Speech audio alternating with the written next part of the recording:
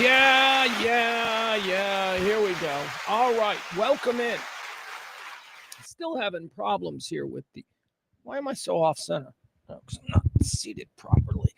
There I go. Welcome, everybody. I'm Pugs. This is what used to be called The Rant. Now it's just we're just going to hang out. Although you can't use hang because the hang zone here in town... Well, no, the dumb zone. I can use hang. Maybe hang is now back in the wind for a title for a show. I don't know. Used to be The Rant. We don't know what this is anymore. It's starting at 1:15. That's weird. That's why absolutely nobody is here. This is just me doing a talk radio show every day the way I feel talk radio should be done. No. Hi, Leslie. Leslie C is here. Would you look at her? Leslie C hanging out with us. You're the first person in the chat room. Now I see some people coming in. The show typically, at least over the course of the last couple of months, has been a show that started at 2 just because of the work day and other things I have to accomplish. It was for the first 3 years. This was a noon show every day, and the numbers were much better. I got to go back to noon, but doing this show at noon it's not good. It's not good for everything else. It kind of ruins the whole day. So today I had a little time here at the beautiful E Gallery in Dallas's Design District. So I thought, why not just go now? Let's just go now. Let's knock one out. Maybe we start encouraging people to listen to this at their convenience via, YouTube or any of the other places you can watch it. It's not time sensitive. It doesn't need to be a live show. Maybe, the chat room's fun. Hi, April. April's in the chat room now. We've got Taronda in the chat room. My ladies, look at me. We got Pugs Angels. Good afternoon, Angels. How was your weekend, everybody, as we wait for the rest of the regulars to find their way here? There's Peter. We got Peter. Peter's here. All right. There's another one. I'm just going to wait until I see at least 10 people I know before we get into the show. What did I do this weekend? I did a lot of things this weekend. And by a lot of things, I mean absolutely nothing. The most I'd say outside I got was dog walking. Although I did go to Kroger. You guys, you know me. I'm Johnny Thrifty. I will shop at Kroger every day just to find exactly what premium product they have decided to knock down 80%. Guess what I found? Do you guys know what the Café du Monde is? Café du Monde is like some fancy French cafe in New Orleans. It's like world famous. And they because they're world famous, they have a gift shop and they've got this fancy Café du Monde coffee. And Kroger had it in the discount bin for $3. I got 11 ounces. I got 11 ounces of fancy Café du Monde coffee for $3. You know what it is on the shelf? 16. Woo! The kid's drinking good coffee for the next couple of weeks. Thank you, Kroger. That was my big exciting thing. Let's see here. Yeah, Peter says congratulations on the Bears win. I'm going to talk about that. We'll talk about that later in the day. Won't be necessarily from the Bears perspective, although I do tend to default into that because that's where my comfort level is. But, it was an interesting day for my Plano raised son who has been brainwashed, into thinking that Chicago sports teams are who he, as a member of this family, must root for with his heart. He's born and raised in Plano, football freak. How do you not become a Cowboy fan? Well, he is. He's a Cowboy fan, but he's also a Bears fan. So I'll talk about that, how that went down. How does somebody who is equally a Bears fan and a Cowboys fan feel after last night's game? We'll talk about that. We'll also talk about football in general for a segment because I watched a lot of football this weekend. But as you know, this isn't a sports show. We will talk about some other things. I guess we're going to mention the Charlie Kirk funeral. I guess we'll talk about that. I haven't been talking about Charlie Kirk all that much because anybody who knows me and has followed this show since its debut in 2021, there are just certain subjects that I'm like, fuck that. Nobody needs to hear my opinion on that. I won't be adding to the national division. So Charlie Kirk's been one of those subjects that I'm just gonna lay low. I'm gonna let it happen, and then we'll move on from it. Okay. January 6th is another one of those topics that I don't talk about. People are way too in the weeds on that shit. 9/11, I won't talk to 9/11 about 9/11 with people. There's subjects that I believe are too serious to be brought down to the idiocy of what a divisive argument sounds like in 2025. So I've been kind of quiet on the whole Charlie Kirk thing, trying to comment from sort of a 30,000 foot view, commenting on the other things, the peripheral things. But I'll do that same thing. I'll talk about the memorial yesterday. I just talk about what I saw, okay? Going against my better judgment, but I'll talk about what I saw.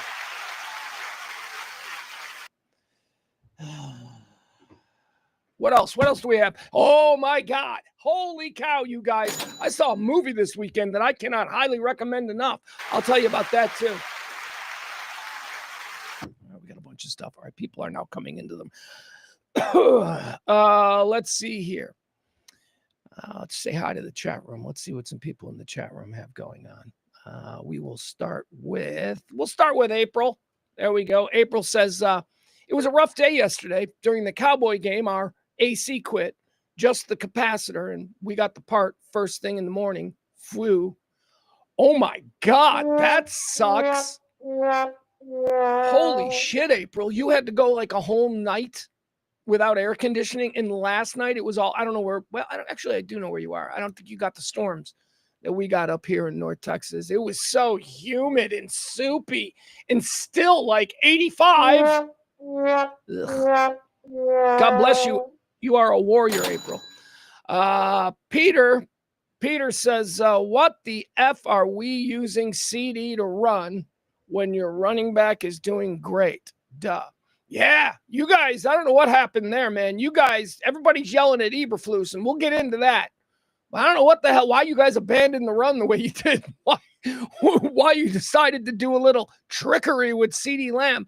Now, I often hear people say this. You know, the great example is Jason Sehorn. It all goes back for me to Jason Sehorn. Jason Sehorn was a terrific football player who was also a very talented kick returner, but he was too valuable in his 3-down position as a guy on the New York Giants. But it was just so tempting to put him back there to return kicks. So, of course, they put Jason Sehorn back to return kicks, and he breaks his fucking neck or whatever. I don't know. Something happens, and he's out for the season. He was never the same again. So hindsight being what it is, you can always look at these accidents that occur, these injuries that occur with players who are playing out of position. But I always go back to this. If it had worked, the coach is a genius. He's a genius. If he didn't get hurt, oh my God. That coach is so smart. So, you know, after the fact, it's easy to look at the CeeDee Lamb play and go, what is he doing playing that? CeeDee Lamb's an extreme athlete. We live in a different NFL, 2025. The players don't even have numbers that correspond to their positions anymore. They play out of position all the time. We love when Micah Parsons plays out of a position, don't we? Move him everywhere. He ain't an end. First of all, he's a linebacker, but he's an end also. But now they call it an edge because nobody knows where that person actually goes anymore. So I see look, as a Cowboy fan, it fucking hurts. And it's a really convenient excuse to say that CeeDee Lamb shouldn't have been playing that position. It's really convenient, especially after the fact, like we are now. But again, that shit works. Players playing out of position, and suddenly you got what? Deebo Samuel. Oh, look at Deebo. Look at that. Everybody wants Deebo. And sometimes, bad things happen, like with CD last night. But that's not, look, we're going to save this. We'll talk about this later. Let's move on. Let's see. April in the chat room. April says, I've had that exact same thing happen twice this summer. Air conditioning going out. Oh, God bless you guys. God bless you. I don't know how you could do that. I don't understand. I've said this for a very long time. I do not understand how the city of Dallas became a thing. I understand why Fort Worth became a thing. Fort Worth became a thing because, two. It was a fort, a very important fort for like, the Western frontier and all that stuff. It was like the last civilized place where there was some semblance of government and order, even though if you know the story of old Fort Worth, that ain't true. But, still on paper, that's what Fort Worth was. Dallas, I have no idea why somebody decided to go, let's make this barren desert with a dried up river a city. No idea.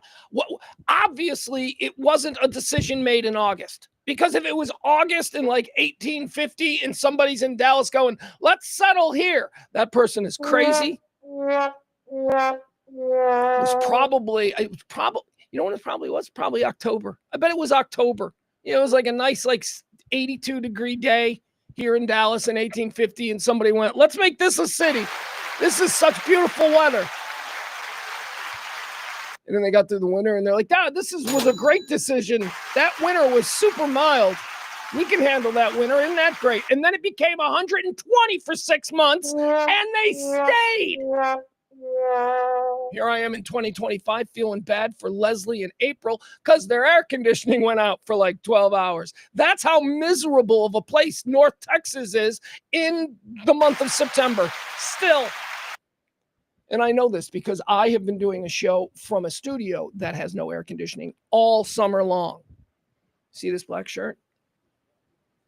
I have another black shirt. I have a second black shirt. This is the sweaty black shirt that gets washed just about every day. But when I leave here, I'll be wearing a black shirt.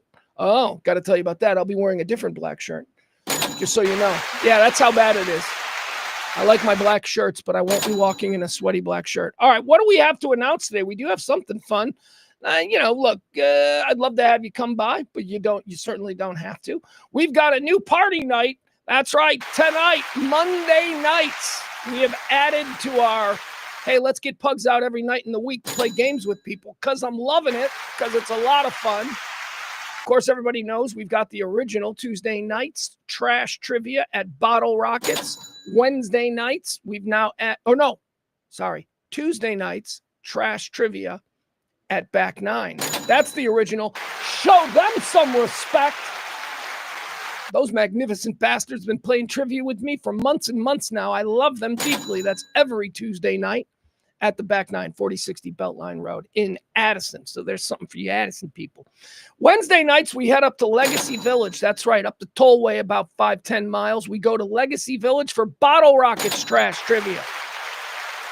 Bottle Rockets is a very nice bar. It's very nice. It's very much like, it reminds me of like the closest thing to a sports book that we have here in Dallas. TVs everywhere. Amazing for game watching. That's every Wednesday night. Pugs and James Parker. Bottle Rockets trivia. Every Wednesday night. That one starts at like 7. But tonight is the debut of a whole new concept. That's right. It is game night at Strokers. Check the scroll down there.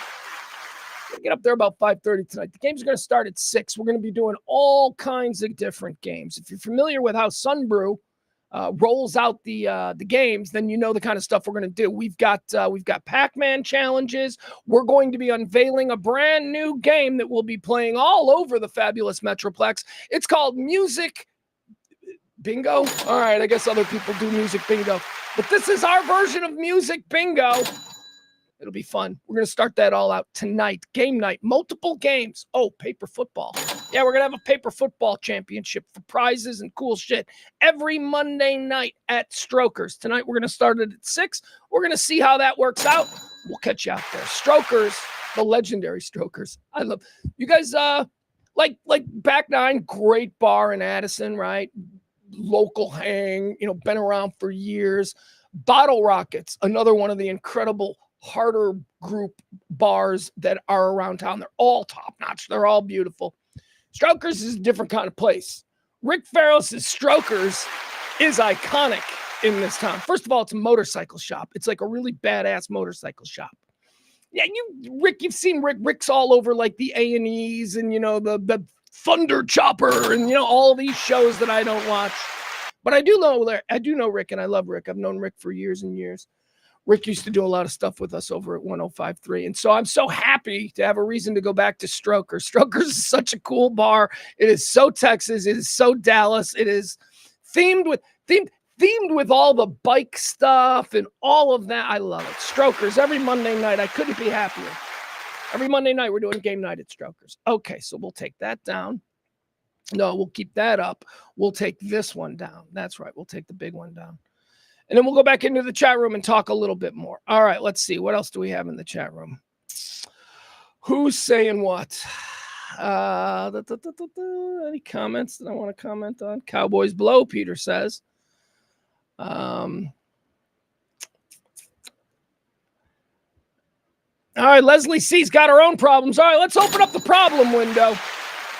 Leslie says this weekend the tankless hot water heater got clogged up with a gecko. Oh yeah, I love that.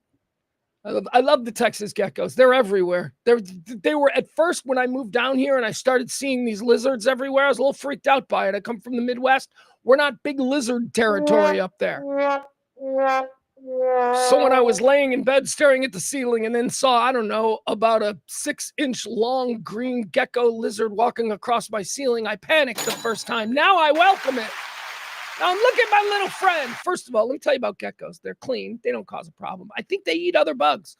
So if you got like an ant problem or something, get a couple geckos. Let them walk around your house. Second, they are debatably beautiful. Gecko lizards. They're pretty cool, right? They don't look dirty. It's a beautiful color of green. They look like they bathe. They're very good. And the gecko lizard that we have to deal with endlessly here in Texas, they got a good reputation because of those stupid commercials, right? No little kids are afraid of geckos in their house. They see a gecko and they're like, it's the talking lizard.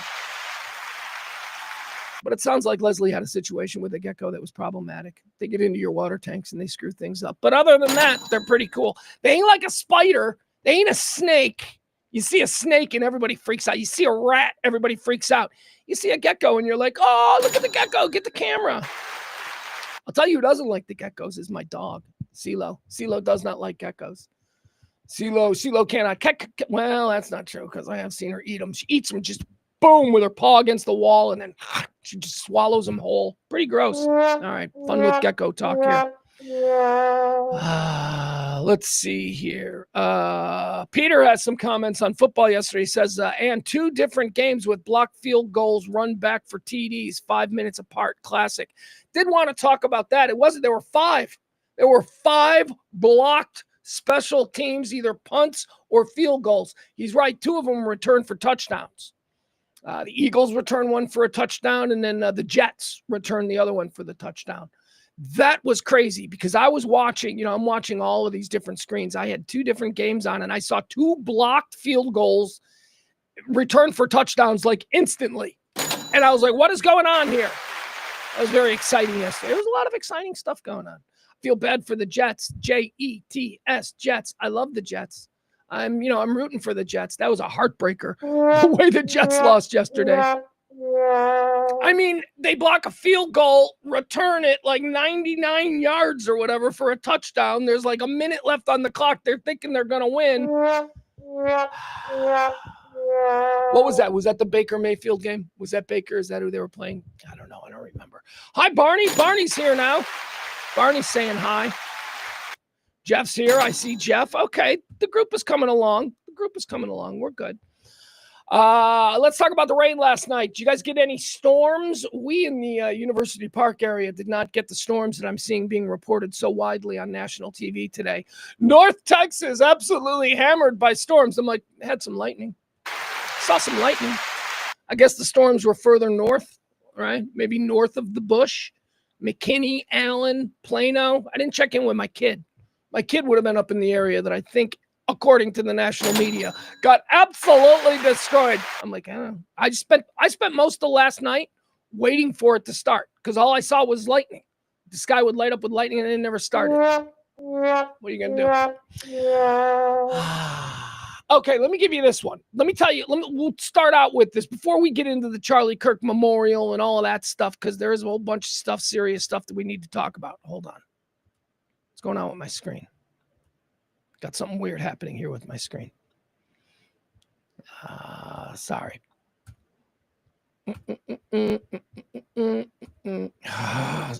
Guys, I'm sorry. Restream is screwing up on me here. See that? That was not supposed to go up. and yet they did. Oh, Frankie. Frankie, look at Frankie in the chat room. Hi, Pugs, bear down, Super Bowl, here we come. No, Frankie, don't do that. Don't do that. We're still looking at at best 7-8 win team. Okay, this is a team that's figuring themselves out. Last night was a great example, or yesterday was a great example that when you get 52 hung on you the week before, certain types of men stand back up and don't crawl into their hole. That's what yesterday was for the Bears. Nothing more. And the offense is starting to click. But I'm not going to say that very loudly because we need to see more.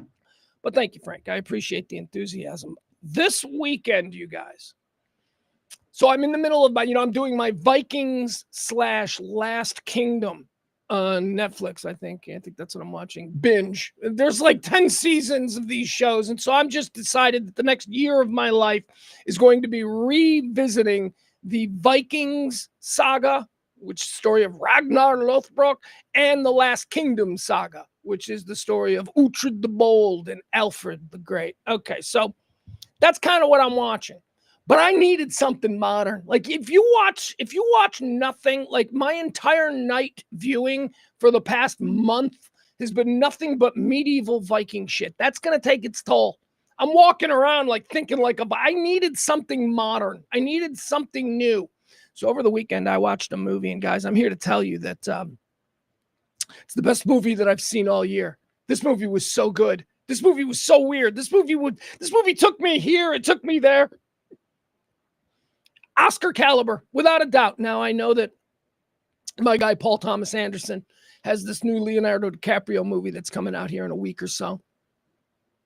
And everybody's saying, that's the film of the year. That's going to win all the awards. I don't even know what it's called, but it looks good because Paul Thomas Anderson is a genius. So I reserve a right to go after seeing that film and saying, no, that's the best movie of the year. But until that happens, the best movie of the year that I've seen so far is Weapons. Weapons. Holy crap, that is not at all what I thought that movie was going to be about. First of all, the name, it sounds like it's going to be a stupid, we got weapons. I didn't know what it was. But everybody's telling me. People I respect, like I'm reading shit from people I follow on Twitter who I respect, who are the 3 best films of the year so far. It's like 2 French films I've never heard of and Weapons. And I'm like, okay, so maybe I got to see Weapons. It's so good, you guys. It's an allegory, okay? It's not just, don't just sit there and be like, duh. I mean, it makes you fucking think about what is really happening. It makes you look at the modern world that we're in. It is so good. It is so good. Stars, who's my girl? My girl from Ozark. Crazy frizzy hair. It's not Jennifer Garner. It's the other one with the name like that. What's her name? Let's call her Jessica Garland, all right, with the curly hair. She played the chick in Ozark who was so cool. What was her name in Ozark? Don't know. Doesn't matter. Let's move on. Also stars Josh Brolin, who, come on, doesn't get cooler than Josh Brolin. Who else is in it? Some Chinese guy. Some Chinese guy's in it. He dies. I don't know. Anyway, Weapons is a really good movie. It's the story of, I'll give you the synopsis, okay, without giving anything away.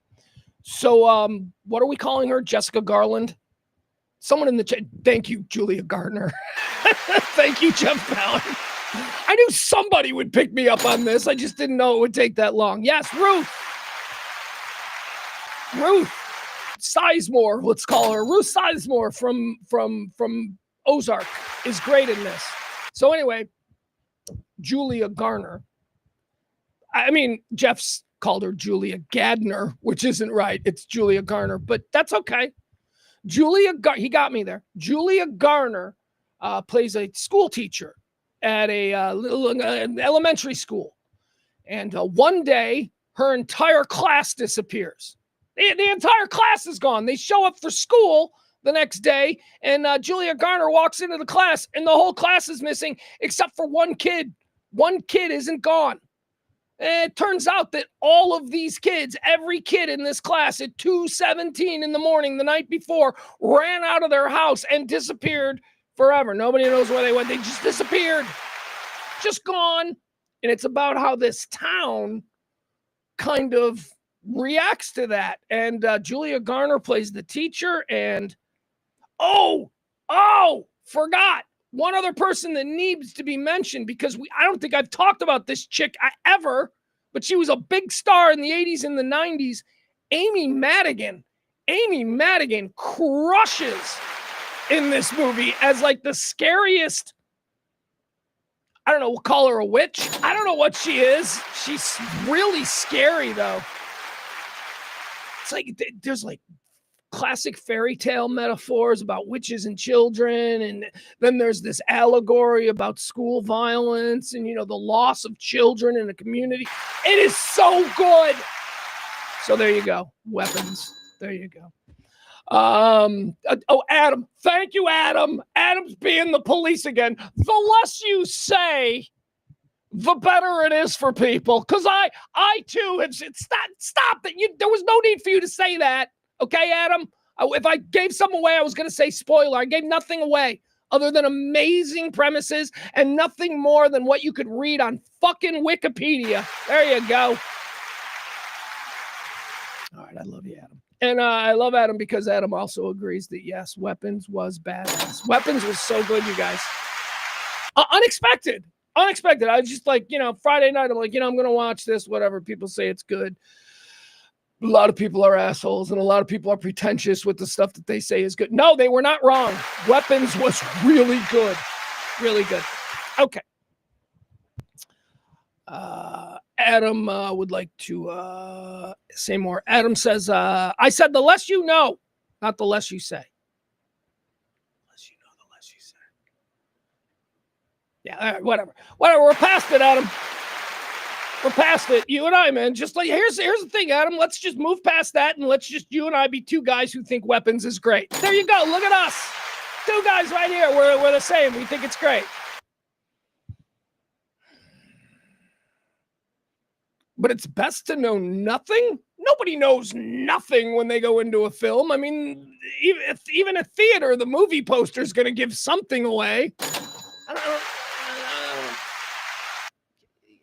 Yes, it's best to not know the ending and all that. No, I think I don't know. I don't know if I've done something that have offended Adam or not. I'm just feeling like I got to fight back, and that's a problem.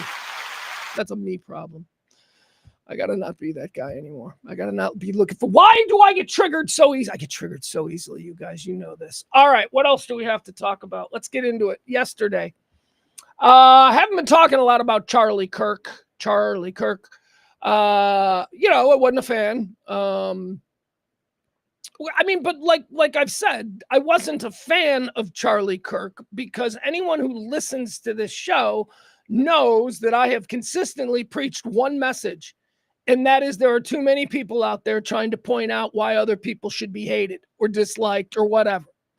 So I, because of Charlie Kirk from a couple of years ago, probably saw something once, you know, I went, oh, he's one of them. Okay, he's one of those guys, one of them troublemakers. Put him in the box with, you know, everybody from, trying to think who's some, Keith Olbermann. There you go. That's a guy who's fucking out there on the far left. You know, I'm just trying to weigh it. Keith Olbermann's nuts. Who else is nuts over on that side? And I don't know. It doesn't matter. We don't need to balance the teeter-totter on this debate. Fact of the matter is that I've always assigned Charlie Kirk into the divisive prick category. And so, you know, 5 years later, when he dies, I'm like, that's a terrible way to die. We shouldn't be all, and nobody should be down with that, you know, anybody. It's not great when it happened to JFK. It's not great when it happened to MLK. It's not great when it happened to Charlie Kirk. It is not great when we as Americans engage in political violence. That has been my take on this from the beginning. But because then it turns into let's martyr Charlie Kirk and all of the things that people were saying that I was like, never heard that said about him before. I decided to kind of move away from the whole conversation. So we haven't been doing a lot of Charlie Kirk talk. But the memorial was massive. It was everywhere. And here's what I question about it. I question, so you knew that far-right media was going to lionize him and martyr him and all that. The left would do the same. It was one of theirs. Look at Martin Luther King. And people get angry. How can you compare the two? Well, Charlie Kirk meant as much to some people as Martin Luther King meant to others. Ours is not to sit and judge these individual people. It's just to recognize that both Martin Luther King and Charlie Kirk were apparently very important to groups of people. And as a civilized human being, I can respect that and keep my mouth shut. You don't show up at a funeral of somebody you didn't really care for in life and start talking shit. You either don't go to the funeral or you behave yourself like a decent person. So I didn't really have any takes on Charlie Kirk. But the funeral being forced on, I do believe it was forced on, and CNN covering it wire to wire. The only reason that CNN covered the Charlie Kirk funeral wire to wire is because they are in panic mode over there. And if they didn't want to see all the social media of CNN doesn't even respect Charlie. I mean, there are people, you watch these people on CNN who fucking obviously hated this guy, have to choke on their words and be so disingenuous and phony. Now, that's probably not what's happening over at your Foxes or your, other, right-leaning, because as I said, Charlie Kirk, it is now clear to me, is as important to a group of Americans as Martin Luther King was to another group of Americans. You may not like hearing that. I'm sure Adam Rain is going fucking nuts right now, but that's the reality. You can't really change it. Did you see the crowd of people that shut 100,000, everybody in Arizona? Arizona's got like 15 million people. All right, slow down. Slow down. Yes, every Charlie Kirk craze stan from miles around showed up for that. They all came. That's 100,000. But please, let's not pretend and let's not point at that and say this is an indication of he's, an American saint. It's not. It just means that he was very, very popular and very beloved by a group of Americans, not a particularly large group, but when they all get together in one place, it sure as shit looks like it.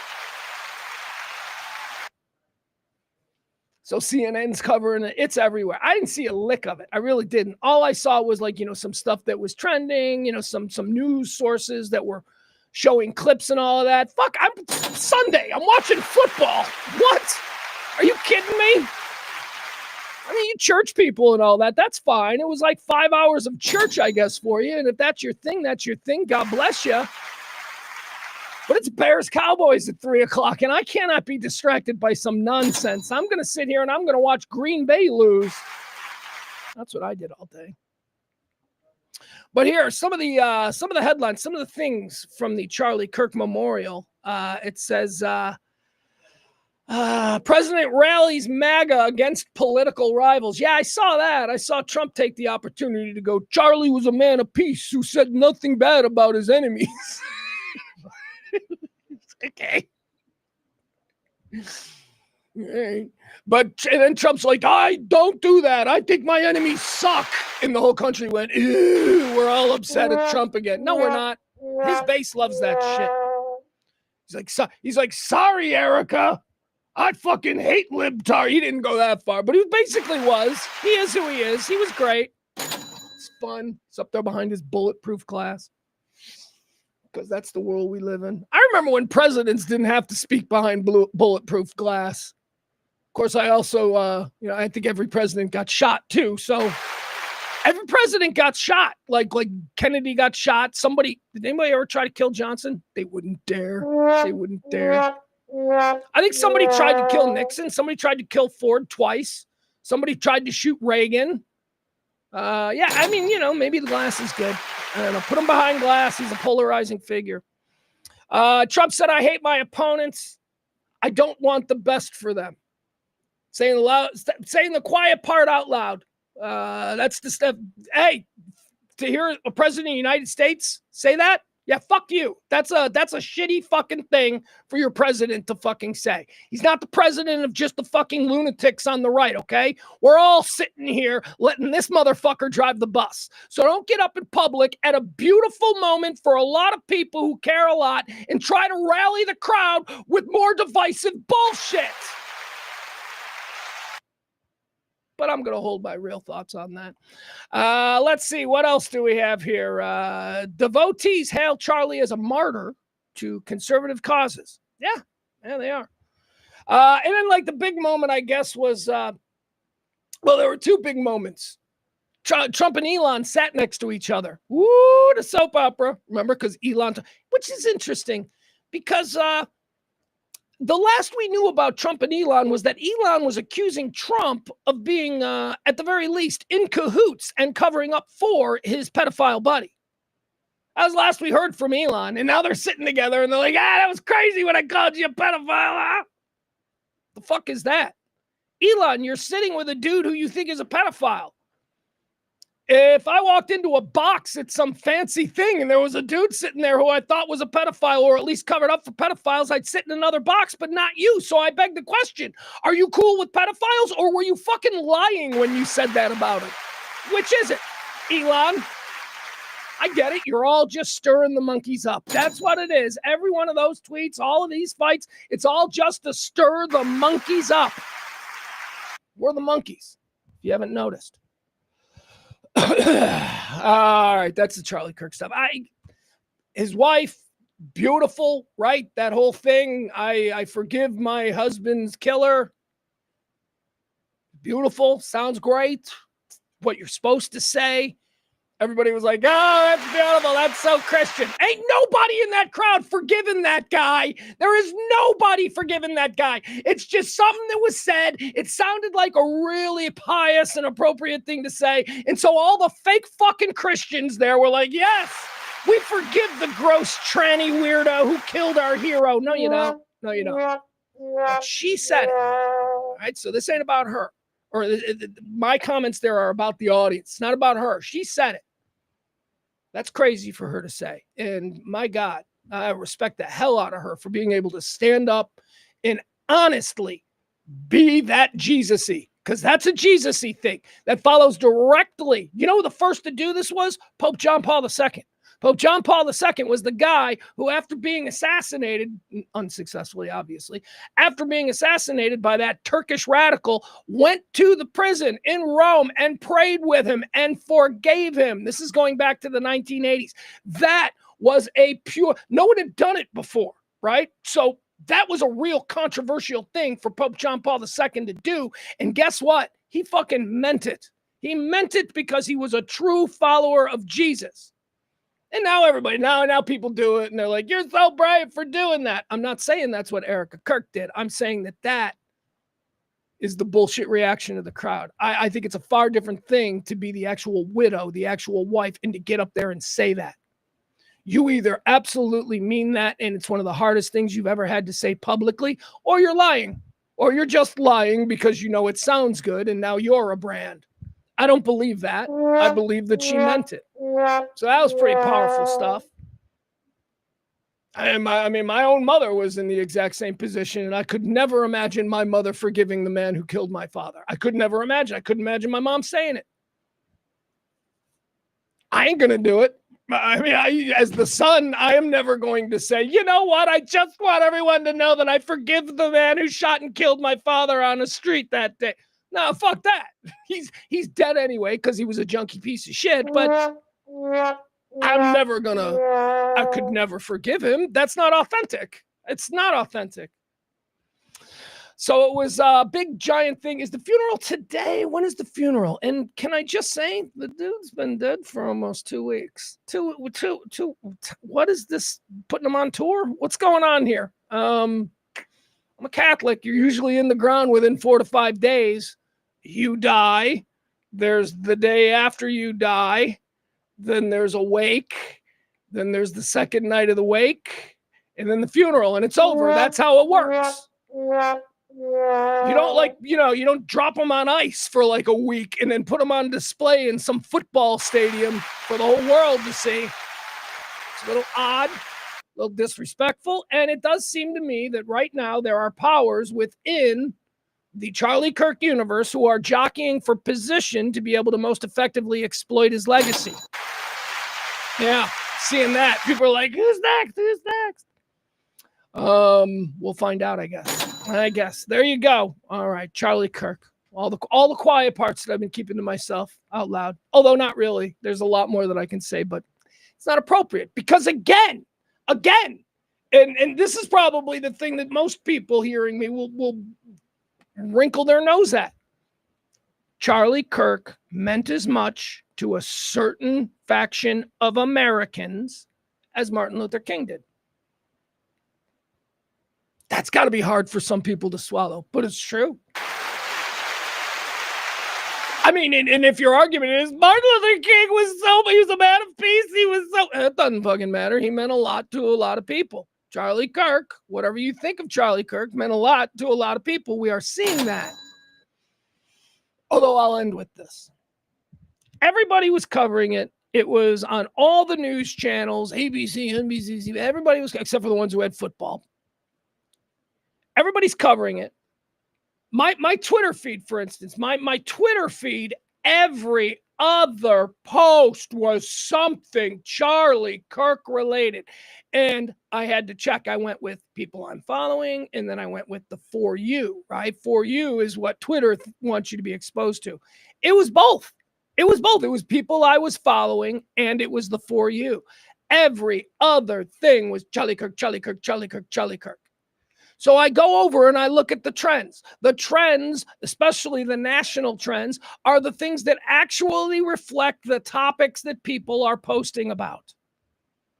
On my personal page, it was Charlie Kirk, Charlie Kirk, Charlie Kirk, Charlie Kirk. Charlie Kirk was trending at number 30 in America. Number 30. Even though he's every other post on my fucking feed, he's trending at number 30. Meaning he's not really the number one thing that everybody or the majority of Americans who are on social media at the moment are talking about or posting about. The number one thing, or more to the point, the first 29 things, because Charlie Kirk was trending at 30, the first 29 things were all NFL related. Everything was NFL, NFL, NFL, NFL, NFL. Eagles, Joe Burrow, Bengals, Rams, Packers, NFL, NFL, NFL, NFL. And then you got the 30 and you found Charlie Kirk. And that made me go, oh, we're being pushed this narrative. That's what's happening. My Twitter feed is being intentionally pushed with a Charlie Kirk narrative that does not accurately reflect the real trends happening on social media today. Why was I being forced? Because of bots. The right has so many bots that they're able to literally, to use a basketball term, flood the zone. They flood the zone with bullshit things, clone posts and all of this, so that and Twitter is complicit, because on my For You, where it's things that Twitter thinks I should be exposed to, it was everything.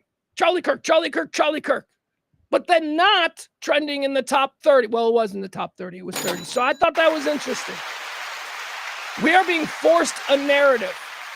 And yesterday, it was a divisive narrative. It was, you're either hate the people who aren't at Charlie Kirk's memorial or you're one of us. It was that narrative being pushed, specifically on Twitter. Yet, the subject of that narrative wasn't trending in the top 29. I thought that was interesting. And you should too.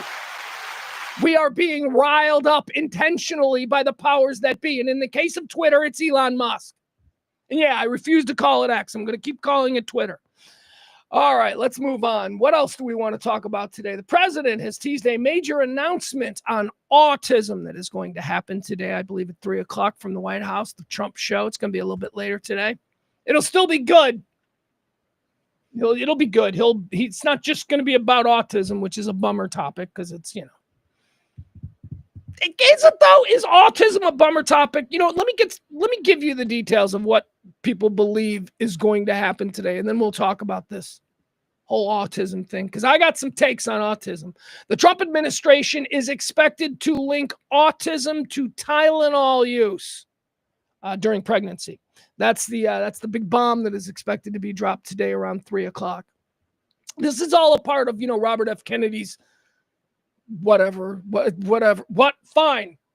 Going after Tylenol, though. And I had to look at Tylenol. I'm like, okay, what is Tylenol? There's got to be something else here, because the President of the United States today is going to absolutely broadside what I thought was an American company. I'm like, Tylenol, it's an American company, right? So then I thought, let's look into it. Let's see if there is something else going on here. Are they going after Tylenol because, I don't know, it's a Swiss company, and right now he wants to put the Swiss in the barrel? I don't know. It's not. Tylenol is all American. All of their companies are American, they're not even Johnson & Johnson anymore. I was like, well, Johnson & Johnson's a good American. No, they're not Johnson & Johnson anymore. Some other company, but it's in the company that owns Tylenol. Or no, I'm sorry. Let me put this way, because this is how the American system works. The company that owns the company that owns the company that owns Tylenol is American. So, yeah, there's like 3 levels of companies that own Tylenol until you get to the fucking top. And guess what? 2 of the 3 working your way up, we've heard of. These ones down here, we've heard of. The ones at the top, no fucking clue. Never heard of these companies. The companies that own all the companies are not known. Sorry.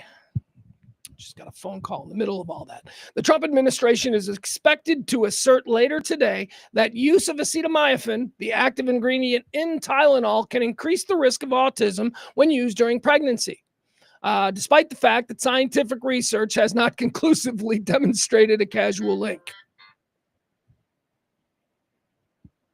White House officials are also expected to suggest that a form of vitamin B that is typically used in conjunction with cancer treatment could be used to treat autism. A cure! Says here, we're going to have one of the biggest announcements. This is Trump talking, so take that for what it's worth. We're going to have one of the biggest announcements, really, medically, I think, in the history of our country. This is all right. 3:00 today. The biggest. Forget about fucking polio and Jonas Salk. No, whatever's happening at 3:00 today. AIDS cocktail breakthroughs. No. COVID-19, Operation Warp Speed. That's the one that he should be talking about as a great medical breakthrough. But he's got to fucking run from that one, because he started his greatest accomplishment. He's got to run from, because he. I love it. This is why I love this guy. I'm glad we've taken all the powers away from him. I'm glad the shadow puppet masters are running everything and trotting this guy out in front of the cameras just to entertain us all. Because that's pretty much what I think is happening now. He doesn't want to do the heavy work. He's got Stephen Miller doing all the nerd shit at a desk. Trump is just going to football stadiums and making speeches behind glass and being fucking hysterical on Twitter and Truth or whatever. That's his gig.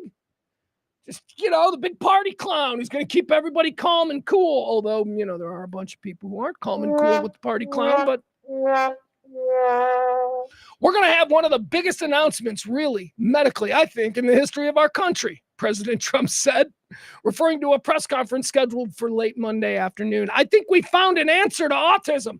Look at him teasing that he's curing autism. This would be, it says here, this would be the administration's latest move questioning the science of commonly used medications, from vaccines to abortion medications, and stirring up controversy in what many say is an effort to undermine the scientific establishment for his own political agenda. Okay, I think that NPR, I just pulled that news story off NPR. I think that NPR is why your funding has been cut in half. NPR, if you want to continually cash checks from the federal government, maybe you should have a nicer tone when speaking about our fearless leader. NPR. All right, autism. So I'm just going to do some stupid guy ranting on autism right now. Let me take you through my understanding of autism, my understanding in life, okay?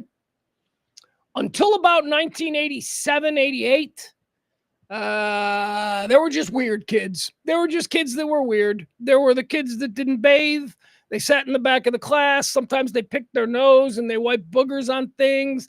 And then when you'd ask them about it on the playground, they didn't know how to really talk or hang like a normal kid. And so they had a rough go of it. Every neighborhood had weirdos, strange kids, ostracized kids. That's how it was. Then around about 1989 or something, a movie comes out called Rain Man. And it's a really good movie. And it's about autism. And now everyone's talking about autism.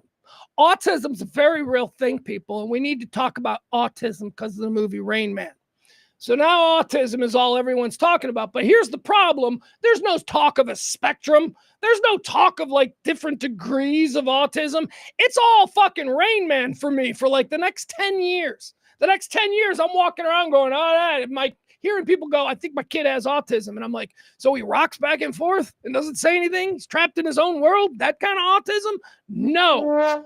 The concept of the spectrum was then folded into this, which tells us that every little odd characteristic that an individual might have will somehow be explained by placing them on the fucking spectrum. He's on the spectrum. You hear this all the time. I've got like a bunch of friends. And I am on the spectrum. Oh, stop it. No, you're not. You're not on the spectrum. We didn't have a spectrum in the 80s and 90s or 70s. Now you're on a spectrum because medical science has figured out a way to charge your insurance company for whatever the fuck it is they say you have now. You were just weird as a kid. You're weird as an adult. But guess what? You can function and you're doing okay. So let's just stop making you special. I want to go back to autism only being the Rain Man cases. Everybody else, you're just quirky. You're just weird. You have wives, you have kids, you got to work. Everybody, see what I'm saying? I'm getting tired of the autism thing. Everybody's on this. I believe everybody's on the spectrum. I certainly believe I am. I've never been diagnosed, but I am sure that there is some spectrum placement to explain a whole bunch of the things that I feel inside. The spectrum. I don't get it. Where I'm on the spectrum. Yeah, where? Okay, before we continue this conversation, where on the spectrum do you think you are? Well, I'm way at the end. I'm way at the normal end. I'm like way over. Okay, then stop fucking saying you're on the spectrum because there are little kids who are locked inside their heads rocking back and forth. All right, that's autism. So all of this interest now and finding reasons for autism. I don't know what the reason for the Rain Man, Wapner, gotta watch Wapner, and being really good at gambling. I don't know what the reason for that is, but that's rare. The rest of all of this shit that we're, autism, my kid's got autism. No, your kid's just quirky. And you know what? Maybe his friends think he's weird right now. But you know how many people with autism go on to be super successful and super happy in their lives? So they're just a little quirky. So moms, dads, stop worrying about it. Your kid's normal, okay? Your kid just, he's eating paste in the 4th grade. There's always been kids who eat paste in the 4th grade. Doesn't mean we need to treat them special and be worried and God forbid ban Tylenol now. That's really what this is, because this is not about the locked in your own head Dustin Hoffman and Rain Man level. Or this isn't about, I'll go even earlier, Tommy Westfall from the TV show St. Elsewhere. He had autism and he was locked. He was one of those severe cases of autism.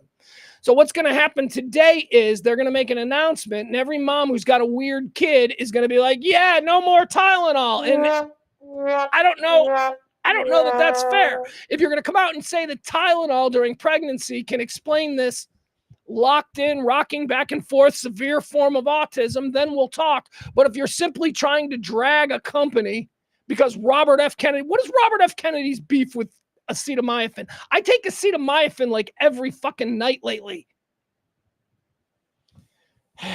That's it. All right, that's my rant. I got nothing else. I think we're blowing this autism thing way out of proportion. I think if we can stay focused on the kids that really need our attention, the kids who really have autism, all right? And then figure out if Tylenol has a link to that, great. But if you're trying to just blame weird people in America on taking Tylenol when they're pregnant, I think that's bullshit. All right, let's see what Adam says. Adam says, I think more info is always good. The problem is medical professionals and worse, non-medical professionals have monetized it. Yes. Everything in this country has been monetized. Robert Kennedy is now the director of like heartbeats and health in this country because he wrote a book for crazy people 15 years ago, challenging carpet cleaners as a cause for autism. He's now one of the most powerful medical professionals in this country. He wrote a book for profit, and now he's here. He gambled, and he found out that there was a whole bunch of crazy people who can be politicized and stirred up in other genres. Maybe he'd go on some of those shows and sell some books to these crazy people. And now look at him. We used to, Jenny McCarthy. Jenny McCarthy was another one of these crazy people. She's like, my son is autism because of carpet cleaner. What? We still using carpet cleaner. Barney says, sorry, Barney's in the chat room. Barney says, if there is a spectrum, everyone is on it. That's how spectrums work. Well said. Well said, Barney. I agree. I'm a little autistic. No, you're not. You're fucking normal. You're just weird. Your shirt doesn't match your pants. And I think you did that intentionally. I did it because I'm on the spectrum. Okay, great. Great.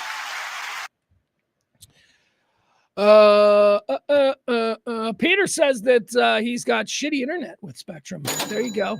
That's a joke. Thank you. Adam says, just like all things, we have to keep things in balance. Like it's hard for me to stop eating. Boom. GLP-1 enzymes help curb appetites. People like me have it harder, but we still cope. What are you blaming your overeating and being heavy on autism? Are you on the fat guy spectrum with me? Because I'm definitely on this fat guy spectrum. Yes, this is all because I'm autistic, because my mom took Tylenol my mom fucking probably drank a bottle of wine and smoked 2 packs of cigarettes when she was pregnant with me.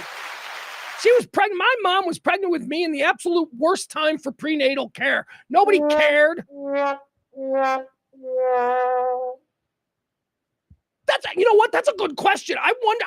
Well, first of all, my mom smoked my whole childhood. She stopped. My mom just one day stopped. I remember noticing. I'm like, hey, you don't smoke anymore. She's like, nope. And I'm like, fucking cool. You really are a badass. She just stopped. But my mom smoked. Like as a little kid, my mom smoked. Like cigarette smoke in my fucking face my entire first 10 years on this planet, whether it's from my mom or my grandpa or every other human being in America at the time, was everywhere. That's why I never smoked a cigarette in my mouth. A cigarette has never touched my lips. I think they're disgusting. Of course, I chewed tobacco, which, All right. Let's see. What else do we have here? Hey, another reminder, folks. Tonight, a big party night. That's right. It's Monday night game night at the legendary Strokers, 6 o'clock. Come play Music Bingo. Yeah, we've got a new game, Music Bingo. It's pretty fun. We're going to do Music Bingo. We got Pac-Man tournaments, all kinds of stuff. Come on by, have some drinks. We'll throw a little floor show for you. That's tonight at Strokers, 9304 Harry Hines Boulevard, the legendary Dallas Strokers. Sorry, I'm getting a bunch of texts. Is something important happening?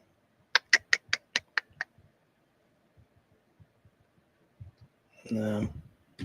It's my guy Brandon, Sunbrew Brandon, blowing up my phone. Thanks for listening, pal. Appreciate you tuning in, buddy. Oh, he's got a million things going on. He can't be doing this nonsense. All right, so we will wait. We will see. Maybe we'll still be on when the president comes on at 3 o'clock and tells everybody that Tylenol's giving all the kids fucking weirdo. Oh, Tylenol made all the kids weird. Let's see here. What's the other one? Oh, here's an interesting one. This is a good story from today that sort of affects all of us. And by all of us, I really do think, well, maybe not. Let me ask this question. All right. First, let me tell you what the story is. All right, so there's going to be a trial now to decide whether or not Amazon tricked all of us into signing up for Prime. Trial starts today. Do you guys have Prime? I guess that's where we start. Do you guys have Amazon Prime? Because I think everybody's got Amazon Prime. I mean, do you realize in the neighborhood where I live, and I know that this neighborhood is not a normal neighborhood, but in the neighborhood where I live, one of the most expensive zip codes in America. I live there. I flop there. Trust me, I can't afford property there. I'm blessed, as they say. As the black lady at the 7-Eleven this morning said to me, "Have a blessed day." I said, "You too. You too have a blessed day, whatever that means to you." I'm glad you said it to me. You meant it nicely, and you too have a blessed day.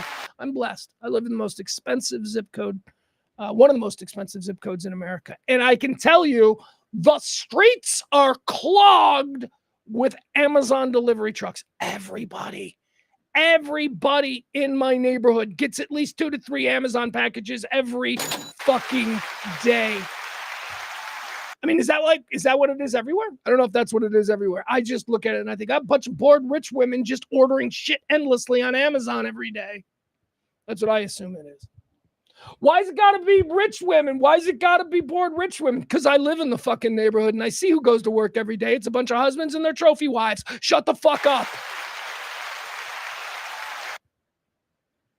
Oh, I'm sorry. There's also some gay men who play the wife role in my neighborhood. Yeah, there's a gay couple that lives on the next block. They're really nice. Whenever I walk the dog, they sit in their front yard on these fancy lawn chairs and they drink their wine and they have music going. It's always like something, like from the 80s. It's always like some kind of like 80s Spandau Ballet shit, some kind of emo stuff from the 80s. And I walk the dog by and they're like, "Oh, your dog is beautiful." And I'm like, "Thank you." They've never offered me wine. I'd have a glass of wine with my gay neighbors. Anyway, only one guy goes to work. One is definitely the woman. Sorry, is that not appropriate to say? One is taking on the traditional female role in a traditional marriage of man goes to work. Fuck you. Why do I have to explain it like that? If you don't get what I'm saying and you think that I'm evil for the way I say it, fuck you, get out of here. Don't want to hear it. Get out. You know what I'm saying? Anyway, they're nice. My neighborhood is filled with Amazon trucks, so I just assume everybody's getting Amazon Prime delivery every day. Isn't that the trick? You get Amazon, you pay for Amazon because, you get free delivery, or it used to be free delivery. Whatever. I'm not here to talk about the delivery portion of it. I just think that's the reason everybody has it. Amazon Prime is an entertainment platform. It is, movies and original shows and all of that kind of stuff. And for the first couple of years, I don't think most people realized that Amazon Prime was like a legitimate competitor to the Netflixes and the Hulus and all that kind of stuff. Now I think they do. Now Amazon Prime, for me, is one that I will always have because Amazon Prime has everything there. And it's a very cluttered and difficult layout, and I don't love it. I love the way Netflix is laid out. Netflix really knows how to lay it out. Amazon Prime is too fucking cluttered. It's like a Dollar Tree store. It's like an aisle. Amazon Prime, the layout is like the aisle at a Dollar Tree store. You're like, "Oh, that looks good. I want to watch that." But then it's like, "Oh, I don't have access to that." Oh, what? That's another upcharge, another subscription. But what Amazon Prime does is, for some reason, all of my other subscriptions, like my Apple subscription, my Paramount subscription, my something else subscription, they're all available on my Amazon Prime page. So I like that. It's like and I don't know why, like on Netflix, if I'm watching Netflix and I want to go to Hulu, I got to exit Netflix and I got to go to Hulu. With Amazon Prime, for some reason, I don't have to exit Amazon Prime and I can still log into my Paramount account. I can log into my Apple account. I can log into my whatever else account that I have. So I do like that. But it's really cluttered. But here's the thing. The government is saying that Amazon tricked customers into signing up for Prime. Let's see what this is supposed to be all about. Here we go. The Federal Trade Commission's long-awaited trial against Amazon begins this week with the e-commerce giant's cancellation with the e-commerce giant's cancellation practices under the microscope. So this is about, once you sign up for Prime, it not being easy to cancel, which I think any of us who've ever tried to cancel any subscription through an online source. We know this. They make it intentionally hard. It becomes a battle of wills. Are you going to let these fuckers beat you? Are you going to give up? Are you going to be like, oh no, you know what? Forget it. It's only $9 a month, and then just move on? Or are you going to dig in and actually jump through all the fucking hoops they make you jump through? At least they used to. Remember, it used to be very difficult. Amazon Prime, I can tell you though, and maybe I've only noticed this within the last year because I had to cancel my AMC subscription. I had an AMC subscription through Amazon, and I had to cancel it because I'm broke. Because AMC was like the first to go. It's like, yeah, that can go. All right, we can save that. It was easy. It was very easy. It was so easy that I was shocked how easy it was to cancel this subscription on Amazon Prime. And it registered with me because I remember in the past other things not being this easy. So now here we are with the FTC saying, no, Amazon, you made it too hard. I'm wondering if maybe because this court case, if it's going to trial today, it's probably been in motion for years. Amazon probably made it real easy. After this became a trial, after this became a real court case, Amazon probably went, all right, let's make it really fucking easy to cancel. Because that's been my experience lately with canceling subscriptions on Amazon Prime. Real easy. But again, that's probably because they're going to court. And they went, well, Your Honor, this is how it is today. It's just an easy button. They want to cancel. But the question is, and what the government is going to try and prove is that initially, Amazon did this duplicitously to try and fool us. They intentionally made the process of cancellation so difficult that, as I said, some of us would give up. The lawsuit, which was filed back in 2022 under the Biden administration, accuses Amazon of tricking millions of consumers into signing up for its Prime subscription through deceptive user interface designs and then making it almost impossible to cancel. Specifically, Amazon used manipulative, coercive, or deceptive user interface designs known as dark patterns to risk consumers into enrolling and automatically renewing Prime subscriptions. This is the basis for the Federal Trade Commission's complaint. It added that Amazon deliberately made it much harder to cancel subscriptions than it is to actually enroll in Prime initially, alleging that the company created a labyrinth cancellation. I do remember some cancellation processes being just so unnecessarily complicated. And again, because I'm not stupid, I know that it's a battle of wills. They are trying to break me. They want me to give up so that they can keep taking my money. Well, fuck you. Prime, which costs $14.99 a month, is a hallmark of Amazon's offering and generates billions of dollars from it. All right, there you have it. That's the story. I am glad that we have a government entity in the FTC that considers these kinds of everyday nuisances that fucking bug us and drive us nuts, are being addressed. I think this is a good case for the FTC because you know for a fact that Amazon made it difficult to cancel. Amazon was like, let's make it really easy to get $10 a month out of these people. But then when they decide that we're offering them shit, let's just fucking make it hard. Now, some people might hear that and go, that's business. That's capitalism. That's, fuck the consumer. Hey, we got to keep making our money. And some of you might be like, yeah, that's fucking duplicitous capitalism. That's the kind of nonsense. If we're going to have a free and open capitalist society where anybody can make their American dream come true, I've got an idea for a widget. Congratulations, you're a billionaire. If we're going to run this society, then we do, as a people, have to believe that there is somebody with a little bit of power, maybe in the government, who is going to be able to at least intervene on our behalf when somebody does something completely gratuitously bullshit, like what Prime and other companies do in making it difficult for us to sign on or get out of a deal. Let's go after health clubs next. Have you ever tried to quit a health club membership? Yeah.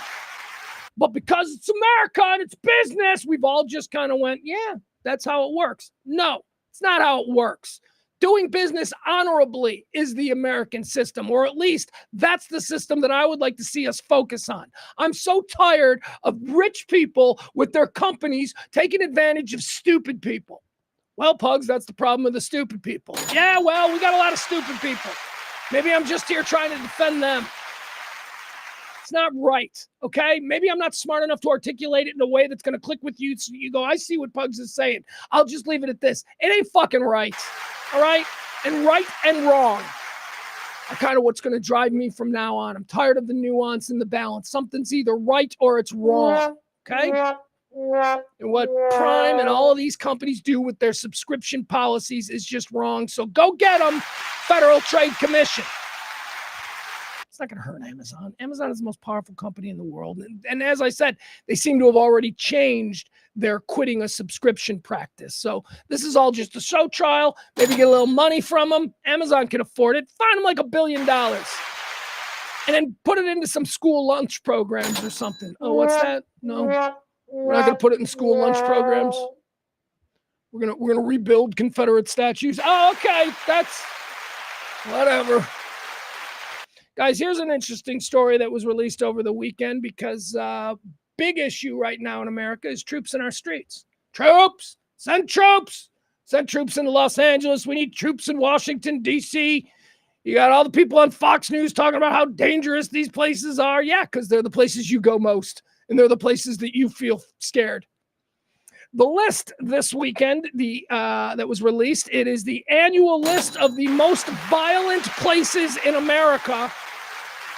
This particular story that I'm going to give you this list from is compiled by Wallet Hub. Wallet Hub ranked here the most dangerous U.S. cities using 2025 rankings. The methodology used local, state, and federal reported crime data. They compared 182 cities. So this is the government. This is the FBI. This is local police. This is all the crime data. This is the numbers, okay? 182 cities were compared. They were defining safety by risks to home, health, and community. All right? Violent risks in your home break-ins, being murdered. To your community, is it rife with gangs and drug dealers, and is there crime, and will you be carjacked? And health. You walking down the street. How much at risk are you to get fucking stabbed or shot, okay? So it compared that. It also factored in natural disasters. Like, are you in New Orleans where, we'll get a natural disaster and then suddenly society will fall into a caveman times? And then they looked at finances. What is the financial and economic stability of each region? So those are the things. 3 things were considered here for violent cities, dangerous cities, the most dangerous places in America, right? Violence, crime in your community, in your home, to your person. Also, the effects or your risk of natural disasters, exacerbating crime and the decline of your society. And then, of course, economic decline. Do you live in a town where there used to be 15 steel mills and now there's nothing except methadone clinics? So, all right, that's how they did it. It evaluated safety on a 100-point scale, with 1 being the most dangerous, and ranked the cities according to their total score.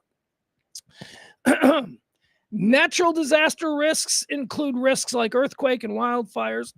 All right, we don't need all that. Excuse me. It says here, certain states appear more frequently on this list than others. Florida appears 3 times. Texas, California, and Ohio and Tennessee each have 2 cities that make the list of most violent in America. All right, so that's what we're looking for. We're looking for the Texas cities that make the list here, right?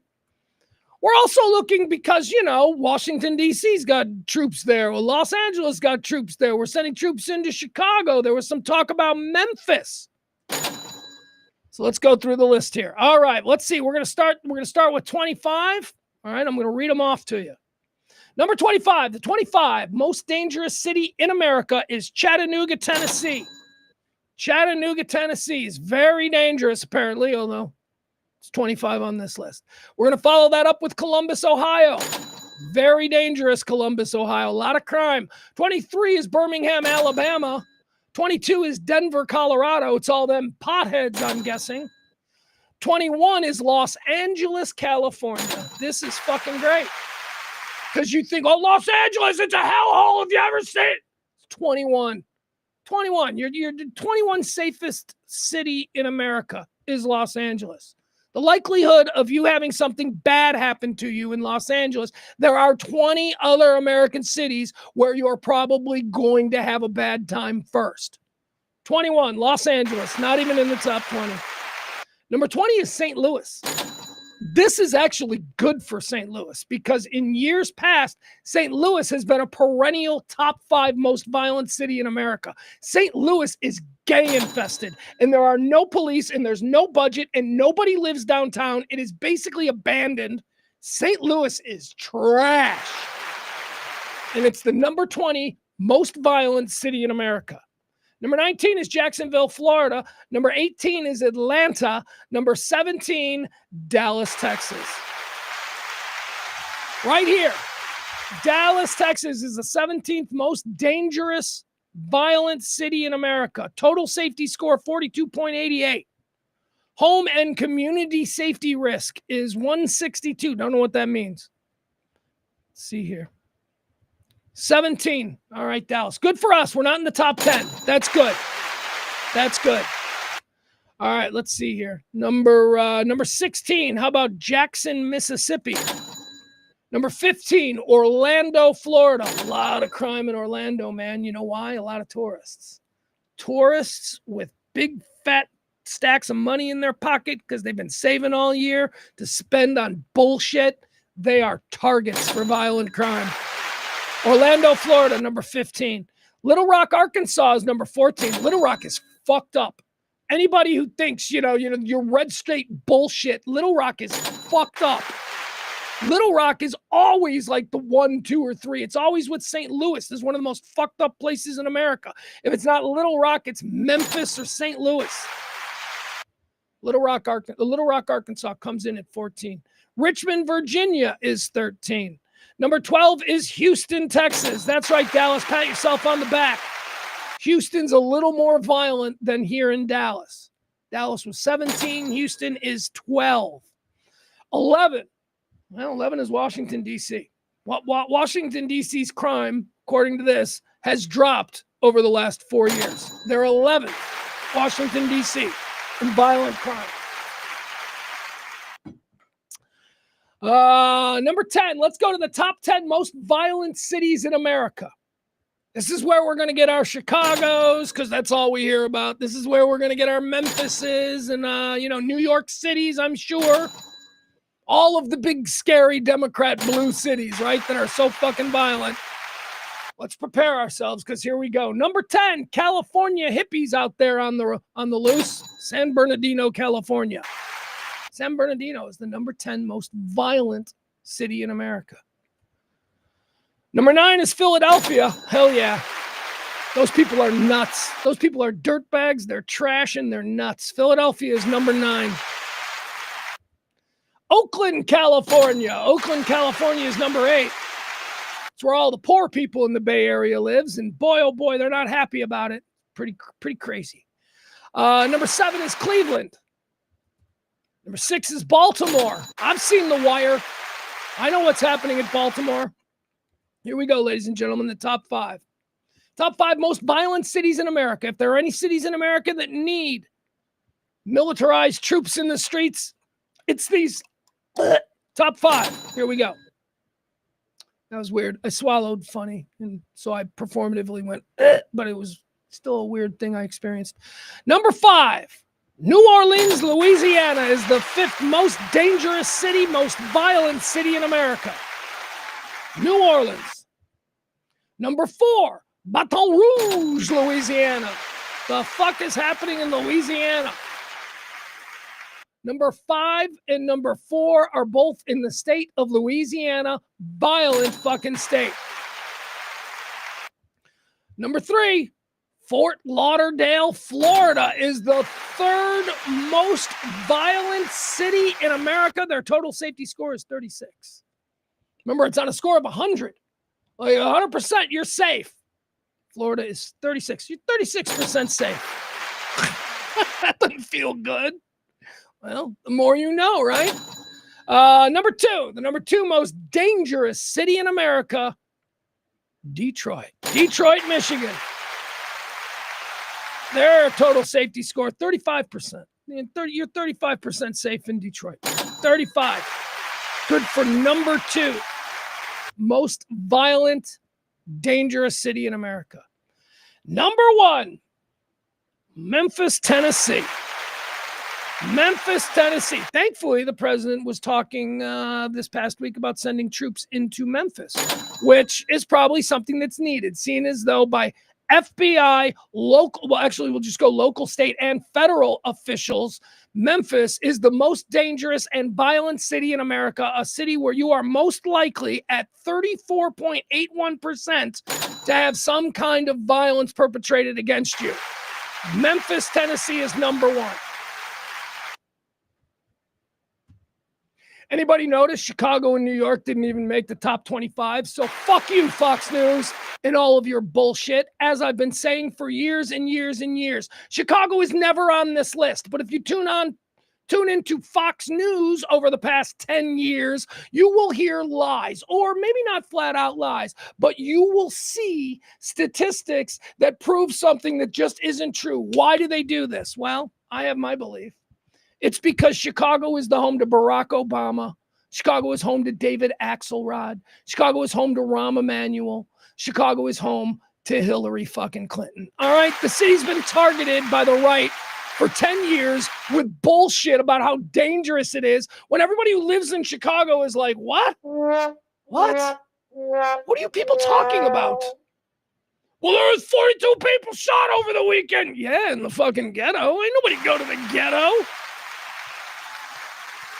People act like it's hard to go to the mall in Chicago. Like, go Christmas shopping in Chicago on Michigan Avenue. You get strafed by gang violence. No, you don't. No, you don't. It's pretty peaceful. It's pretty beautiful. We have neighborhoods that you can't go to, and that's a problem. But that's a different problem than demonizing an entire city. It's where Hillary's from. It's where Barack is from. Let's make sure that everybody thinks it's the biggest shithole in America. It's unfair. It's unfair. And we all know the biggest shithole in America is in Tennessee. It's Memphis. So fuck you people and all your hatred. All right. There you go. That's a fun little list from the government. It's our actual statistics on crime and violence against citizens. And again, New York, not even in the top 25 most dangerous places where things are likely to happen to you bad. That's what this is. That's the way to phrase or to sort of format this. Where in America, if I go, am I most likely to have violence perpetrated against me? Okay? Neither New York or Chicago make the list because we got real fucking police departments. Memphis got like 15 dudes, right? And half of them are Elvis impersonators who are off working some gig. Showing up with lamb chops and fucking, what's the problem here, ma'am? That's why Memphis is a shit city. I actually like Memphis. I prefer Memphis over Nashville if we're talking about the Tennessee cities. Nashville is like Disney. Nashville is too bullshit. Memphis is gritty. I like Memphis. Never been shot or accosted in Memphis, and I've been to Memphis many times, so there's always a first. All right. Let's see here. What else do we need to talk about? What else? We did our dangerous cities list. I thought that was fun. Gary Busey. How about this? Let's talk a little bit about Gary Busey because I got a problem with this. Gary Busey. We all know Gary Busey. I interviewed Gary Busey once. Any of you guys remember that? We used to play that interview over and over again. Back when me and Kelly, we had Gary Busey come in and he sat with us. It's an odd dude, man. That was a guy. I spent, he was in with us for about a half an hour, and I don't remember anything. He spoke in riddles, and it was just very weird. Anyway, Gary Busey is somebody who made one really good movie. He made a great movie called, The Buddy Holly Story, and it was his first movie. It was his breakout film. He wasn't famous. He was some unknown kid who they made play Buddy Holly in a movie in 1980, and he fucking crushed it, and he got an Oscar nomination, and all of a sudden everybody's like, Gary Busey's awesome, and then he did fucking nothing. He didn't pop up in Point Break? Was he in Point Break? Was he the bad guy? Anyway, my point is this. He became like a B-movie guy. But because he was so weird and because he was so eccentric, right? And he was nominated for an Oscar, so people had to take him seriously. And then, he became more well known for the bizarre Gary Busey-isms than as an actor. And now we've got like 81-year-old Gary Busey. And he's been sentenced to prison for, I don't know if he's been sentenced to prison. Let's read the story. Gary Busey got in trouble a couple of months ago because he went to some fan fest and apparently some fan wanted a hug and he grabbed her boobs. He went Busey. He thought it was 1975. He was signing tits. He's, doing all kinds of things. Let's get into the story. Gary Busey, 81 years old, has been sentenced for groping a woman at a horror movie convention. He was sentenced in a sexual offense case. It says here, the Buddy Holly story actor, 81. See, they have to mention that's the only thing he's ever done that anybody knows. The Buddy Holly story actor, 81, received 2 years probation for groping a woman at a horror movie convention in New Jersey back in 2022. Busey got his sentence from Judge Gwendolyn Blue during a virtual hearing in court in Camden, New Jersey on Thursday. That was last week. He declined to speak after the hearing, telling the judge, "I'm following my attorney's advice."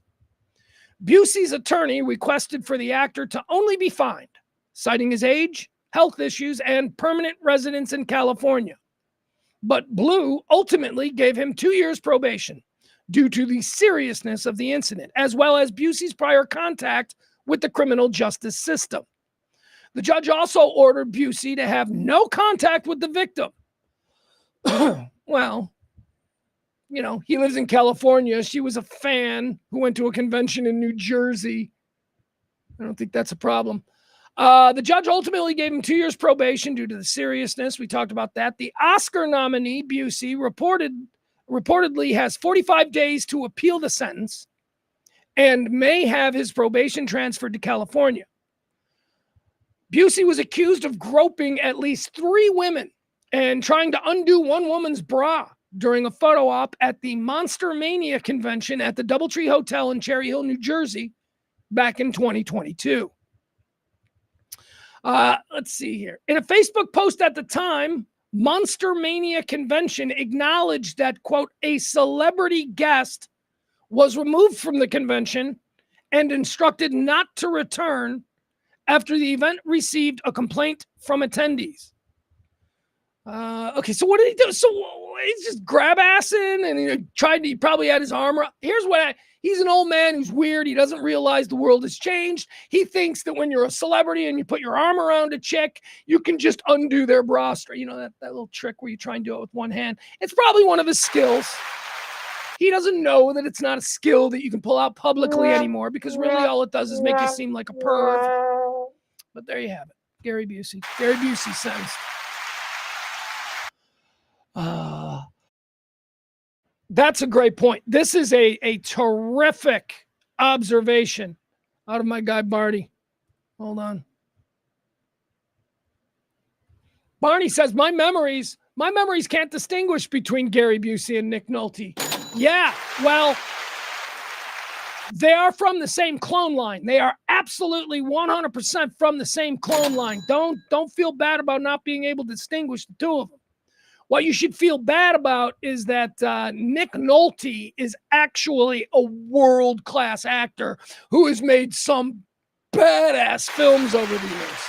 Gary Busey looks like Nick Nolte and made one good movie. But yeah, man, they are very similar. Very similar dudes. All right, let's see. What else do we have here? Jimmy Kimmel tonight will not be on, so there you go. It's the first night of no Jimmy Kimmel, so let's see. What are they doing? What are they going to do in its place? Like, is it going to be an ABC Disney late night talk show with your guest host this week, Kathy Lee Gifford? Like, what are they going to do? Is it just going to be, I don't know. I don't care. It's not like I ever watched it before anyway. So whatever, that's happening tonight. Over 400 celebrities in Hollywood have signed a letter condemning ABC Disney and pledging to no longer work with ABC Disney. That was received over the weekend. And apparently ABC Disney is like, oh, fuck, we got to do a meeting. We got to have a meeting. And now there's talk that Jimmy Kimmel is coming back. So there's the update. There you go. Jimmy Kimmel Live to return to air tomorrow night. Breaking news.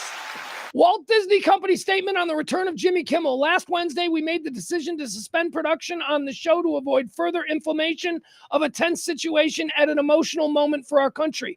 It is a decision we made because we felt some of the comments were ill-timed and thus blah, blah. We have spent the last days having thoughtful conversations with Jiminy, and after those conversations, we've reached the decision to return the show on Tuesday. Jimmy Kimmel is back. Sorry, crazy white-wing, bloodthirsty assholes. He's back. As I predicted he would be last week. I said it would be a couple months. I really did think that I didn't think that Hollywood or Disney would succumb to the pressure. But as I was just saying, I was just reading a story that I prepared, which is about how all of the biggest name stars in Hollywood have now turned on Disney, and that what happened was Disney then called emergency executive meetings, and they were having them all today, and people flying in from, all of this stuff. That was happening today. That was the story that I was just giving you. And then I glance at the TV and I see breaking news. Disney is bringing, all right, very good. Free fucking speech wins. Charlie would be happy. Ha ha! Yeah, Barty's like thoughtful conversation. Thoughtful conversation. It was more like, we're so sorry, Jimmy, please come back. And he's like, yeah, I don't really know if I need to come back, but okay. Thoughtful conversation. They fucking begged him. You get Brad Pitt, George Clooney, everybody. You get all of them. All of them, half of them with Disney projects in the fucking hopper. And they start telling you that, you know what, fuck you, we ain't working with you anymore. And Disney panics. And now, they wasn't thoughtful conversation. It was begging. They begged Jimmy Kimmel to come back today. Jimmy Kimmel's set for fucking life.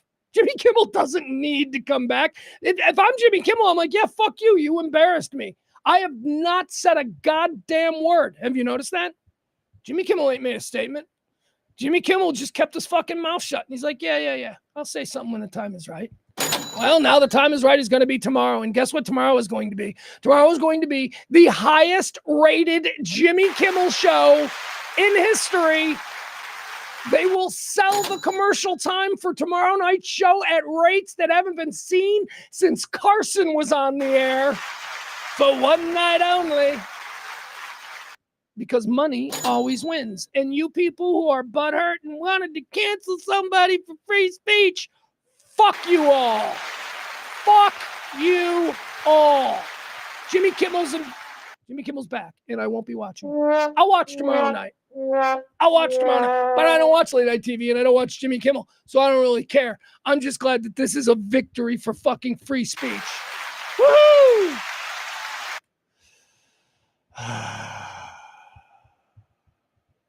That's crazy. That's good. That's wonderful news. Jimmy Kimmel won.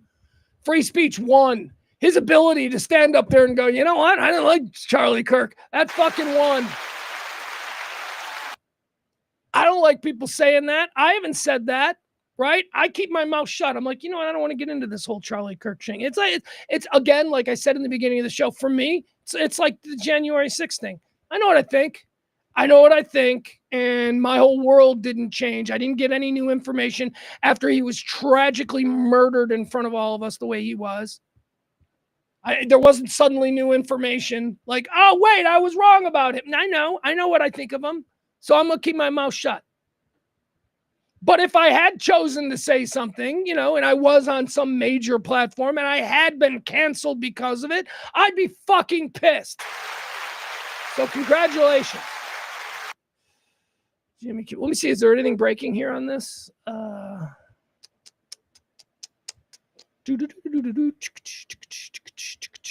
Yeah, Barney, great question.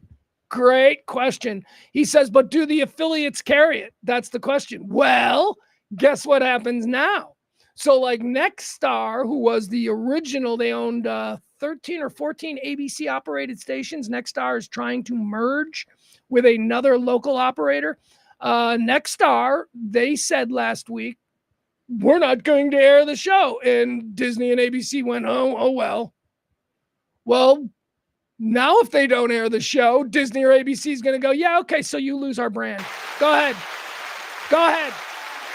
Go ahead. You don't get to air ABC programming anymore. You are now in violation of our agreement.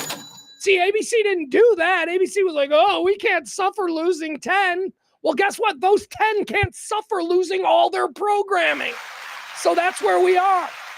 What are you going to do? You're going to go run to CBS? There's already a CBS affiliate in your market. Fuck you. ABC is the one you got. Air our shit or shut the fuck up. That's what they'll be. They'll end up being like if they don't want the ABC programming, ABC will be fine. You know what? There will be other operators who will jump up to offer, ABC programming for the market. That'll happen. But yeah, they don't have all the cards. That's what made people so angry when they bowed to this 10, 15 station group. Like, they're not airing it. So that there are hundreds and hundreds of stations in America. 10 did this and you bowed. Tell those 10 to go kick fucking rocks. Tell those 10 to air nothing but Andy Griffith episodes. Because they ain't getting ABC Disney programming anymore in their little fucking jerkwater world back shit fuck town. Get the fuck out of here. But Barney, you're right. That's the next battle. Well, it's going to happen between these two. I just told you what I think is going to happen between these two.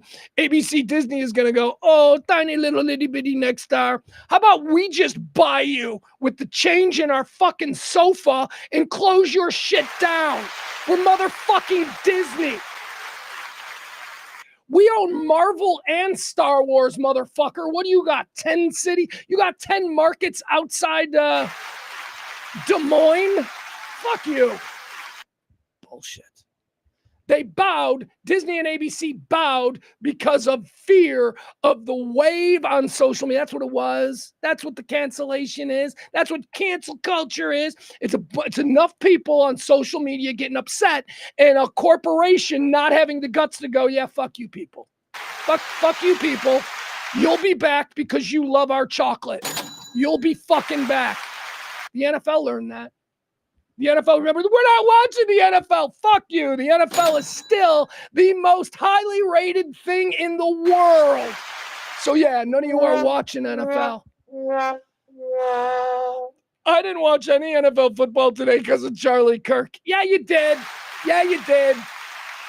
Yeah, you did. The numbers did not reflect that, okay? The numbers for NFL yesterday did not drop off because of Charlie Kirk. You fucking weirdos who probably weren't watching NFL anyway didn't watch NFL. But stop acting like cancel culture works. Stand the fuck up to it. Louis C.K. did. Louis C.K. lost everything because in the early days of cancel culture, they took his career away from him. So he just did everything online. And now he's happy as a fucking clam.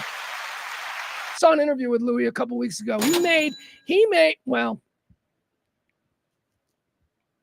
Gosh, never mind. I was going to tell you about something, but never mind. All right. Let's see. What else do we have here? That is great news. Great news.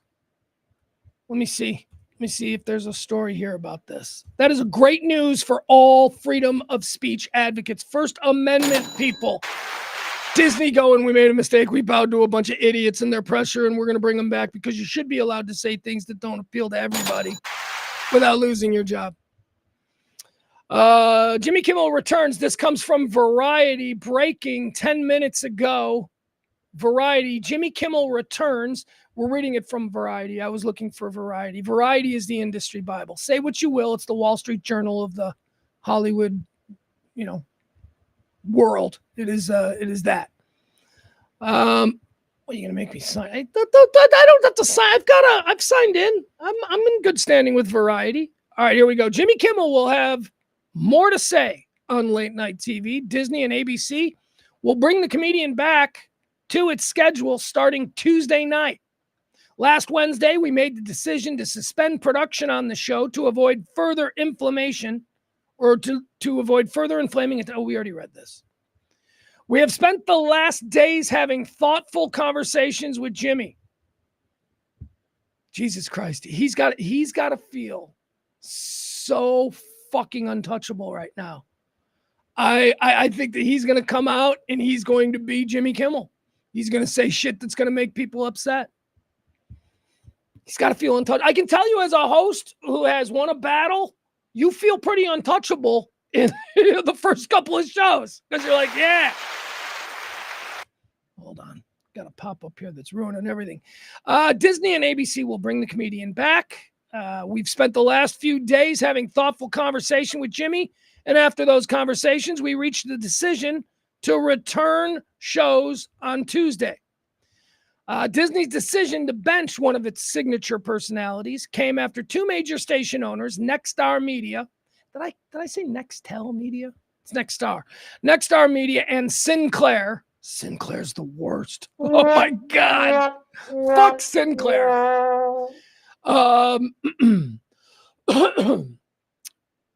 Nexstar and Sinclair said that they would preempt his program following a Kimmel monologue last Monday, during which he offered remarks tied to the death of Charlie Kirk. And yet, after Kimmel was taken off the air, Disney faced protests from the creative community. On Monday, 400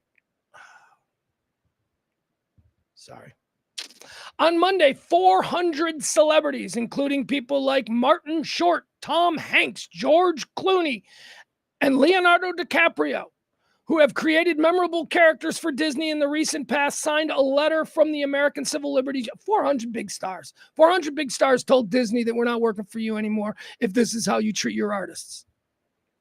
Very cool. It's very cool. Spokespersons for Nexstar and Sinclair could not be reached for comment. No, because they got to have their meetings and figure out what they're going to do. If ABC then uses their big chess piece, which is, yeah, we're going to flip the switch. You're not getting our shit anymore. You're not following our agreed upon content. You can't just take shows off the air. Goodbye, Nexstar and Sinclair affiliates in Billings, Montana, or wherever the fuck you're going to go dark now. Don't fuck with Disney. Just, Disney's going to play nice and they're going to do what they did here. In the beginning, they're going to kowtow. Their corporate side is going to come out and they're going to do whatever makes the loud noises stop. And that's what they did. But then if they get pushed too far, Disney's going to become motherfucking Disney. That is not a mouse. That is a rat. That is a big, scary rat. And it will come for you. And that's what's happening now. Because 400 celebrities said, we're not working with you anymore. And they're like, shit, that's our life's blood. I love that. This is great news. This is great news for anybody who believes in the First Amendment and anybody who is worried about corporations bowing down to draconian administration policy about First Amendment and free speech issues. I could have said that more articulately, but I'm worked up. All right, let's see. What else? Let's close on this. Should we talk a little football? Should we talk a little football from yesterday? Bears, Cowboys went at it. Really, really big day in my house. Waited 2 years for this. Bears, Cowboys. Last time they played was here in Dallas. It was the last football game that I went to, NFL game that I went to with my kid. My son and I went. It was Justin Fields. Justin Fields played a very good game. I think he had 3 touchdowns. He played well. Didn't throw any picks. We were very encouraged. Again, this was 2 years ago. Cowboys won. Cowboys were good that year. Cowboys were exciting, and we won. We didn't go there. We went to that game. My son was rooting for his Cowboys, but he was also, the plan was we just want to see Justin develop. And it was fun. But, the Bears lost. Cowboys won. So we've been waiting 2 years for this, next game. So now here it is, 2 years later, they come to Chicago, because last time I was here in Dallas, they go to Chicago, whole new team, new quarterback, new coach, everything. For Bear fans, we won the offseason. That's a term in the NFL that is tongue-in-cheek. It means that you absolutely suck when the games actually count, but you get high draft picks and you do free agency well and all of this stuff, and you've won the offseason. So we won the offseason. So there was a whole lot of hype and hope for this new Chicago Bears team, which has gone through a lot of rough shit the last couple of years, whether it's between, from Jay Cutler all the way through Mitch Trubisky and Justin Fields and now Caleb. We have had problems. We've had multiple coaches, but now, In the offseason, we were sold a bill of goods that everything is changing and they're making the right decisions. And we've got the number 1 overall pick in the draft, and he's a quarterback and he's developing nicely. Although the outside world doesn't seem to say the same things that the Chicago market does, but whatever, that's fine. We call it out of town stupid. They ain't saying that now, though. Out of town stupid this morning on the subject of Caleb Williams is completely different than Colin Cowherd's take last week, which was Caleb Williams and Ben Johnson will never work together. They will never be able to work together. That was Colin Cowherd. Once again, my belief that there is no profession in the entire world that has less accountability than NFL pundit. You can say whatever the fuck you want. Sam Darnold's a generational quarterback coming out of college. Whatever. Johnny Manziel's the greatest college football quarterback. There's no accountability for these people. So we got a new team. Cowboys come in. Both teams, here's what you need to understand about both teams, okay? Both teams are mirror images of each other defensively. Now, Cowboy fans know very well about what has happened with your defense. I mean, it began with the trading of Micah Parsons, and you had to completely reform what the image of the Dallas Cowboys defense for 2025 was going to be. Other people needed to step up. Kenny Clark, great. 3-tech, great tackle. As a Bear fan, Kenny Clark wreaked havoc on us in Green Bay. So you got a player there. But now you're a different kind of defense. And heading into this game, ravaged by injury. The Cowboys defense was ravaged by injury. But now let's flip over to the Chicago Bears side. Same fucking thing.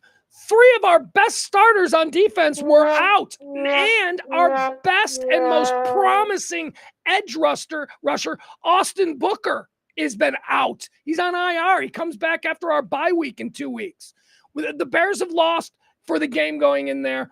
All-pro cornerback Jalen Johnson, one of the best nickels in the league. I say he is the best nickel corner in the league. Kyler Gordon was out. And our defensive captain, Super Bowl champion, and top, I don't know where I would put him, TJ Edwards, our middle linebacker, our best linebacker. They were all out.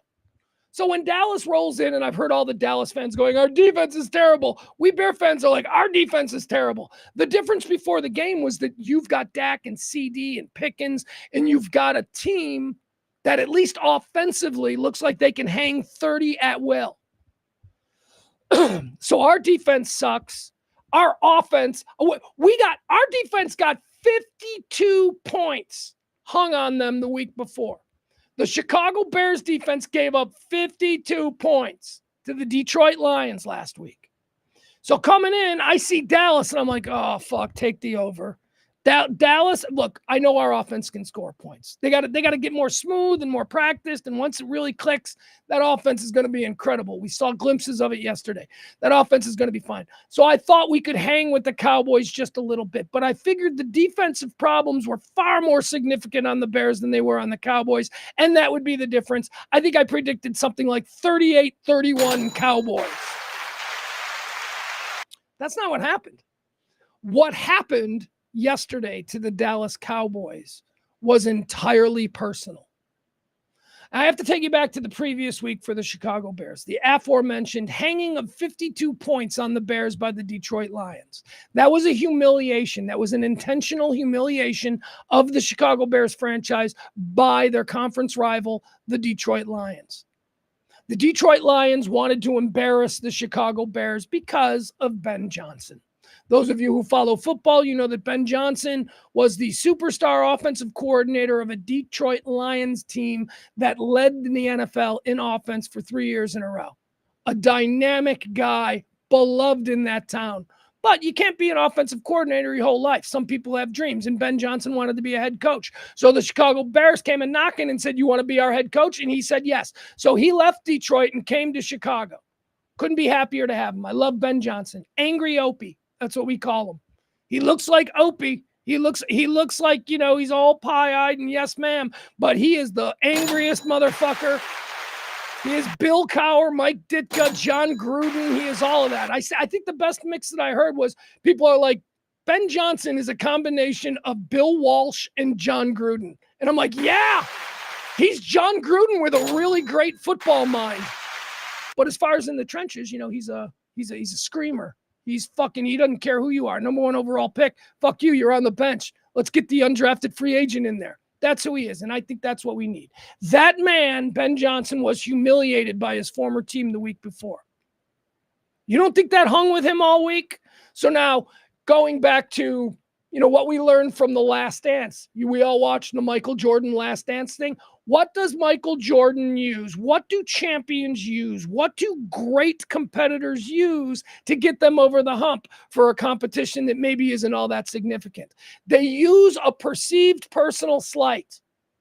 Like Michael Jordan used to just get up in his head to fucking hate somebody over something really stupid that the person has no idea they even did. That's what we learned from The Last Dance. Ben Johnson did the exact same thing last week. Ben Johnson was humiliated by his former players and his former team. They scored 52 points. They blew the Chicago Bears, the Ben Johnson Chicago Bears, off the field. So Ben Johnson had an entire week to do that Michael Jordan thing where something's going to get in his head. And guess what it was? It was, I am going to fuck the shit out of the defense of the guy who used to have my job. That's what this game was yesterday. This game yesterday was Ben Johnson against Matt Eberflus. Ben Johnson was humiliated by Dan Campbell and his former team the week before, and he wanted to pay that back somehow. So what he did was he saw an opportunity to take the guy who used to be the head coach of the Chicago Bears, the former head coach, who is now the defensive coordinator of the Cowboys, and take every bit of frustration out on him. That's what it was. Yesterday's game wasn't so much about the Cowboys or the Cowboys defense. It wasn't so much about Caleb Williams. You'll hear this all over the place. People reductively boiling it down to that. I am telling you, this is because Ben Johnson is a fucking madman and he wanted to humiliate Matt Eberflus. That is what that was.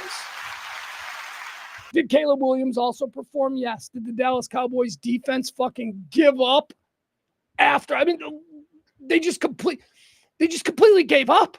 I honestly, moving forward, that game may have broken the spirit of the Dallas Cowboys defense. We're 3 games in. People are screaming for Matt Eberflus to be fired. Look, I can tell you, he coached my defense for 3 years as my head coach of my team. You don't want to do this. He's a good defensive coach. He's got absolutely nothing to work with right now. The man became a head coach in the NFL because he had years and years of lights-out defenses. On the team that he was the head coach of, that team had a lights-out defense, top 5 in the league 2 of the 3 years he was there. A top 5 D, that's him. He comes here to Dallas after 3 games because he gets on the wrong side of fucking psychotic Ben Johnson. You guys now want to fire him. Whatever. You think there's somebody better out there? Why don't you go back and get Zim? Zim's still out there somewhere, huh? Go get Zimmer. Bring him in.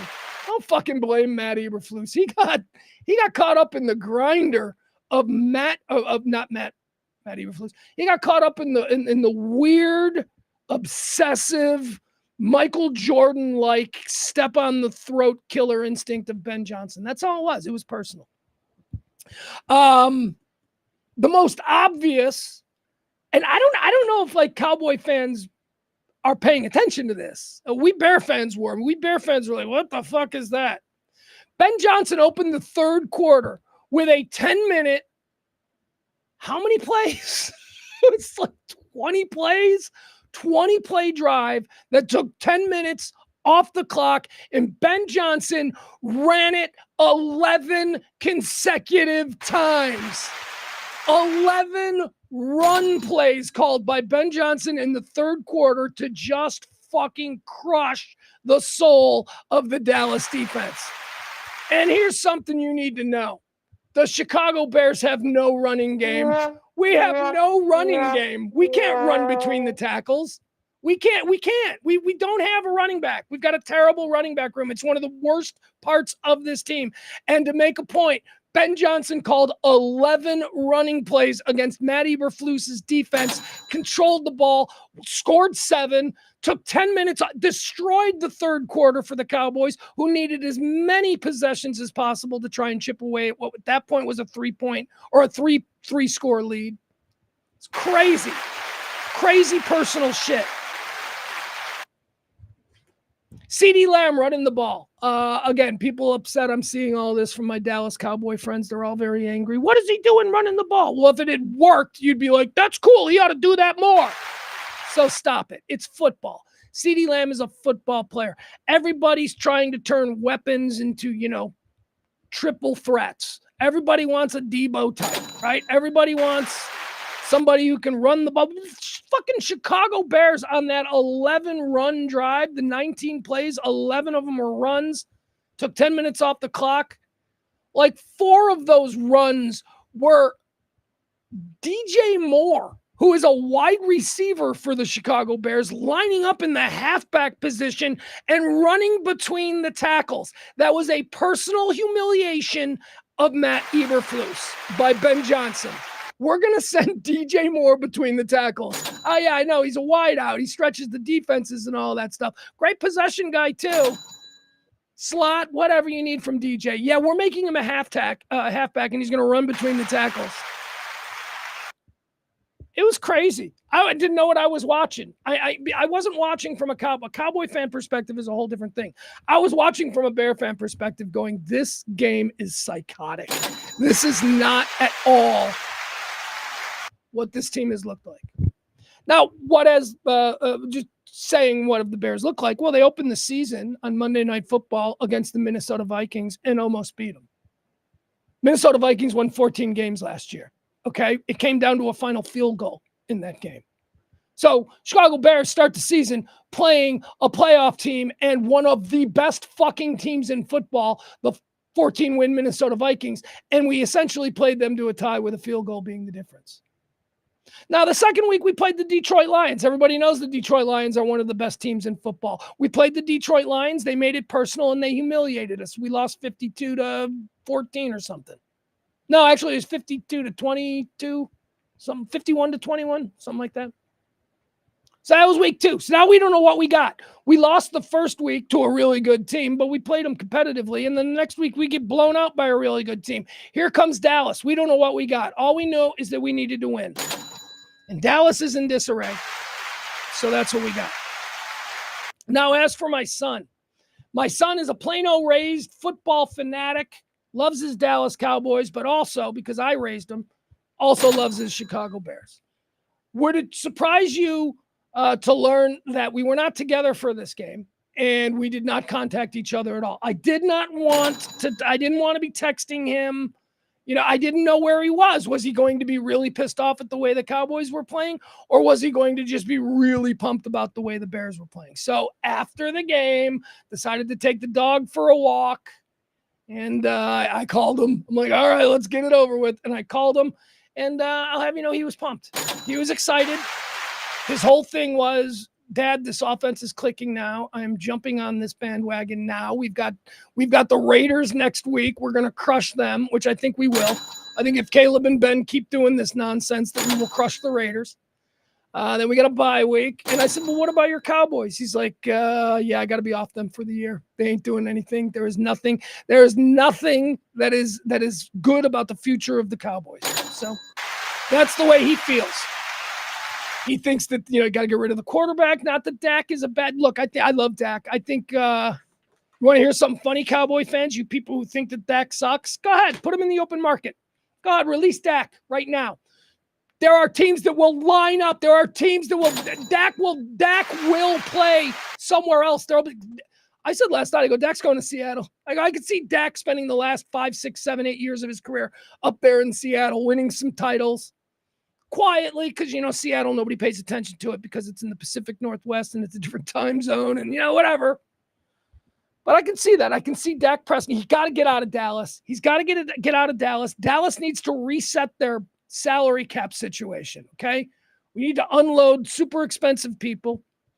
I think obviously you stay with CeeDee Lamb. He's young. He's in his prime. You've already gotten rid of Micah, who's young and in his prime. You can't do that with CeeDee. He's going to be fine. He's got an ankle thing. It'll be back. Woo! That injury, though. Ooh, you guys wince at that injury the way I did? Holy shit. You see this all the time with NFL players where their ankles legitimately look to be made of rubber, right? But they're not made of rubber. They just look like rubber because that's how rubber bends. So imagine the pain. Imagine, oh my God.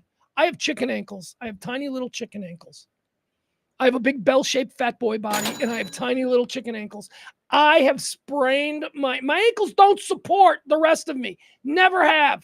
It's my great. It's why I'm not a world-class athlete. That's what I'm going with. It's not because I lack overall athletic skills or am shaped otherwise like a bowl, like a bell. No, it's because of my chicken ankles. That's been the problem. I sprain my ankles all the time. It's the worst. Oh my God, the pain is so bad. It only lasts for like 2-3 minutes, but the initial 2-3 minutes where everything's going whoop, whoop, whoop, whoop, whoop, whoop, whoop. Absolute worst. Why are we getting sketchy here? Why is the stream getting sketchy? You notice it's getting... All right. Anyway, Cowboys are not going to be fine. There you go. I just want to say they're not going to be fine. That team is in disarray. It's a long season. They are not going to be fine. Chicago Bears probably win 7 games this year, but that's okay because the draft is coming and we've got the building blocks for what I think will be an incredible season in 2026.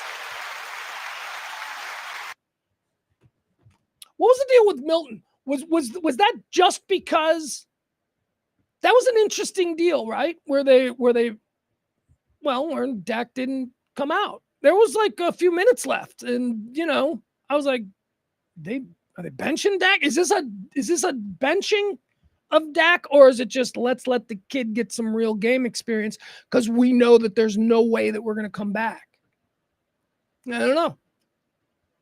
I want to think it was that. I want to think it was, look, we don't need Dak. Dak is made of paper mache. If we're going to do anything this season, it's going to be with Dak. So let's pull him out of here. There's no reason for him to risk getting injured too. We've already lost CD in this game. So that was probably more so than just let's back Dak. What was the other thing that I wanted to mention about the game?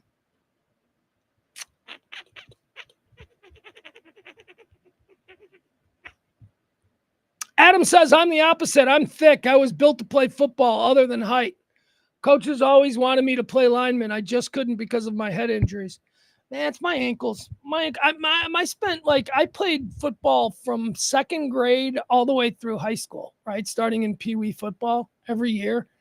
And my ankles were always taped. I was the kid that was always getting his ankles taped because I always sprained them. I was also, and this might be weird for you guys because I think it's pretty common now, but I was also the first guy to wear high-top spikes in football. Yeah. I was wearing high-top spikes because of my chicken ankles, and everybody else wore like low-cut spikes. I was wearing high tops. And then a couple of years later, I noticed everybody's wearing high tops. I started that. Me and my chicken ankles. I think we're done. Al, big Eagles fan over here. Al says, Eagles had an awesome game and win 3-0. Next week will be against a 3-0 Tampa team. Yeah, okay, let's do a little round the league talk. Eagles look great. That was a fun game. Crazy win. Big old fat guy, rumble, stumble, bumble all the way in for a touchdown. Who else looks good? Buffalo is good. What are my power rankings? I'm going to go Buffalo, number 1. I think Buffalo is the number 1 team in the NFL. Number two, I'm going to go Philly. Respect for the defending champion. Got to be respectful. Number 3. Are you ready for this? Vikings. Minnesota Vikings.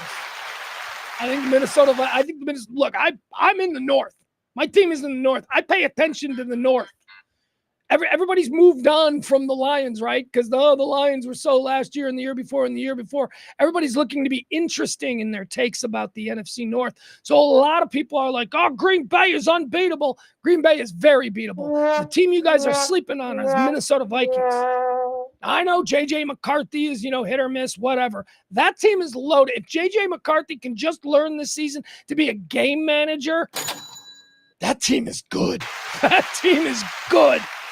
We don't need a whole lot out of J.J. McCarthy for the Minnesota Vikings to make it to a Super Bowl. Yeah, I think those are my 3 best teams. I think it's going to be Bills, Eagles, and Vikings. Chargers. What are we thinking of the Chargers? We thinking Harbaugh's got that thing all. Trump's about to make his speech on autism. I'm filling time because I'm trying to wait for the Trump speech. I'm thinking maybe we watch that together. All right, but yeah, Eagles. Okay, there you go. Bills, Eagles, Vikings. That's my top 3 right now. Maybe Chargers. Who else? Who am I missing? Boy, Baker Mayfield is fun, right? Are you a Baker Mayfield hater? There are people, he's one of these polarizing guys. He's either like, oh, you hate that guy, or it's like, I love that guy. I like Baker. I'm not an Oklahoma fan, and I've never been like a Cleveland Brown fan. I like his commercials. Seemed like a very likable guy in commercials. But I will tell you, the more Baker Mayfield plays, the more I join as a television viewer Baker Mayfield games already in progress, because really that's the only way I get to see Baker Mayfield. It's when like the game I'm watching ends and now they give us bonus coverage of another game. He's good. I would absolutely take him as a quarterback on my team. He is good. He's capable. I don't know if he's great, but he's good. Who else? What else do we got? I think that's it. All right, guys, we're going to end the show today. Thank you so much for hanging out with me. We'll do it again tomorrow. I want to remind you that tonight is the debut of Game Night at Strokers. Fabulous Strokers, 9304 Harry Hines Boulevard in Dallas. It'll be me. It'll be Brandon. It's our night one. We'll see how this goes. All different games, music bingo, paper football. We're going to be doing it kind of like a bar Olympics. Just going to be walking around, working the room. It'll be fun. Come out to Strokers tonight. Check us out. There you go. All right. We'll be back tomorrow for more show. I love you guys. You're the best. And see you soon. I guess that's it. How do we end it? Well, we end it like that.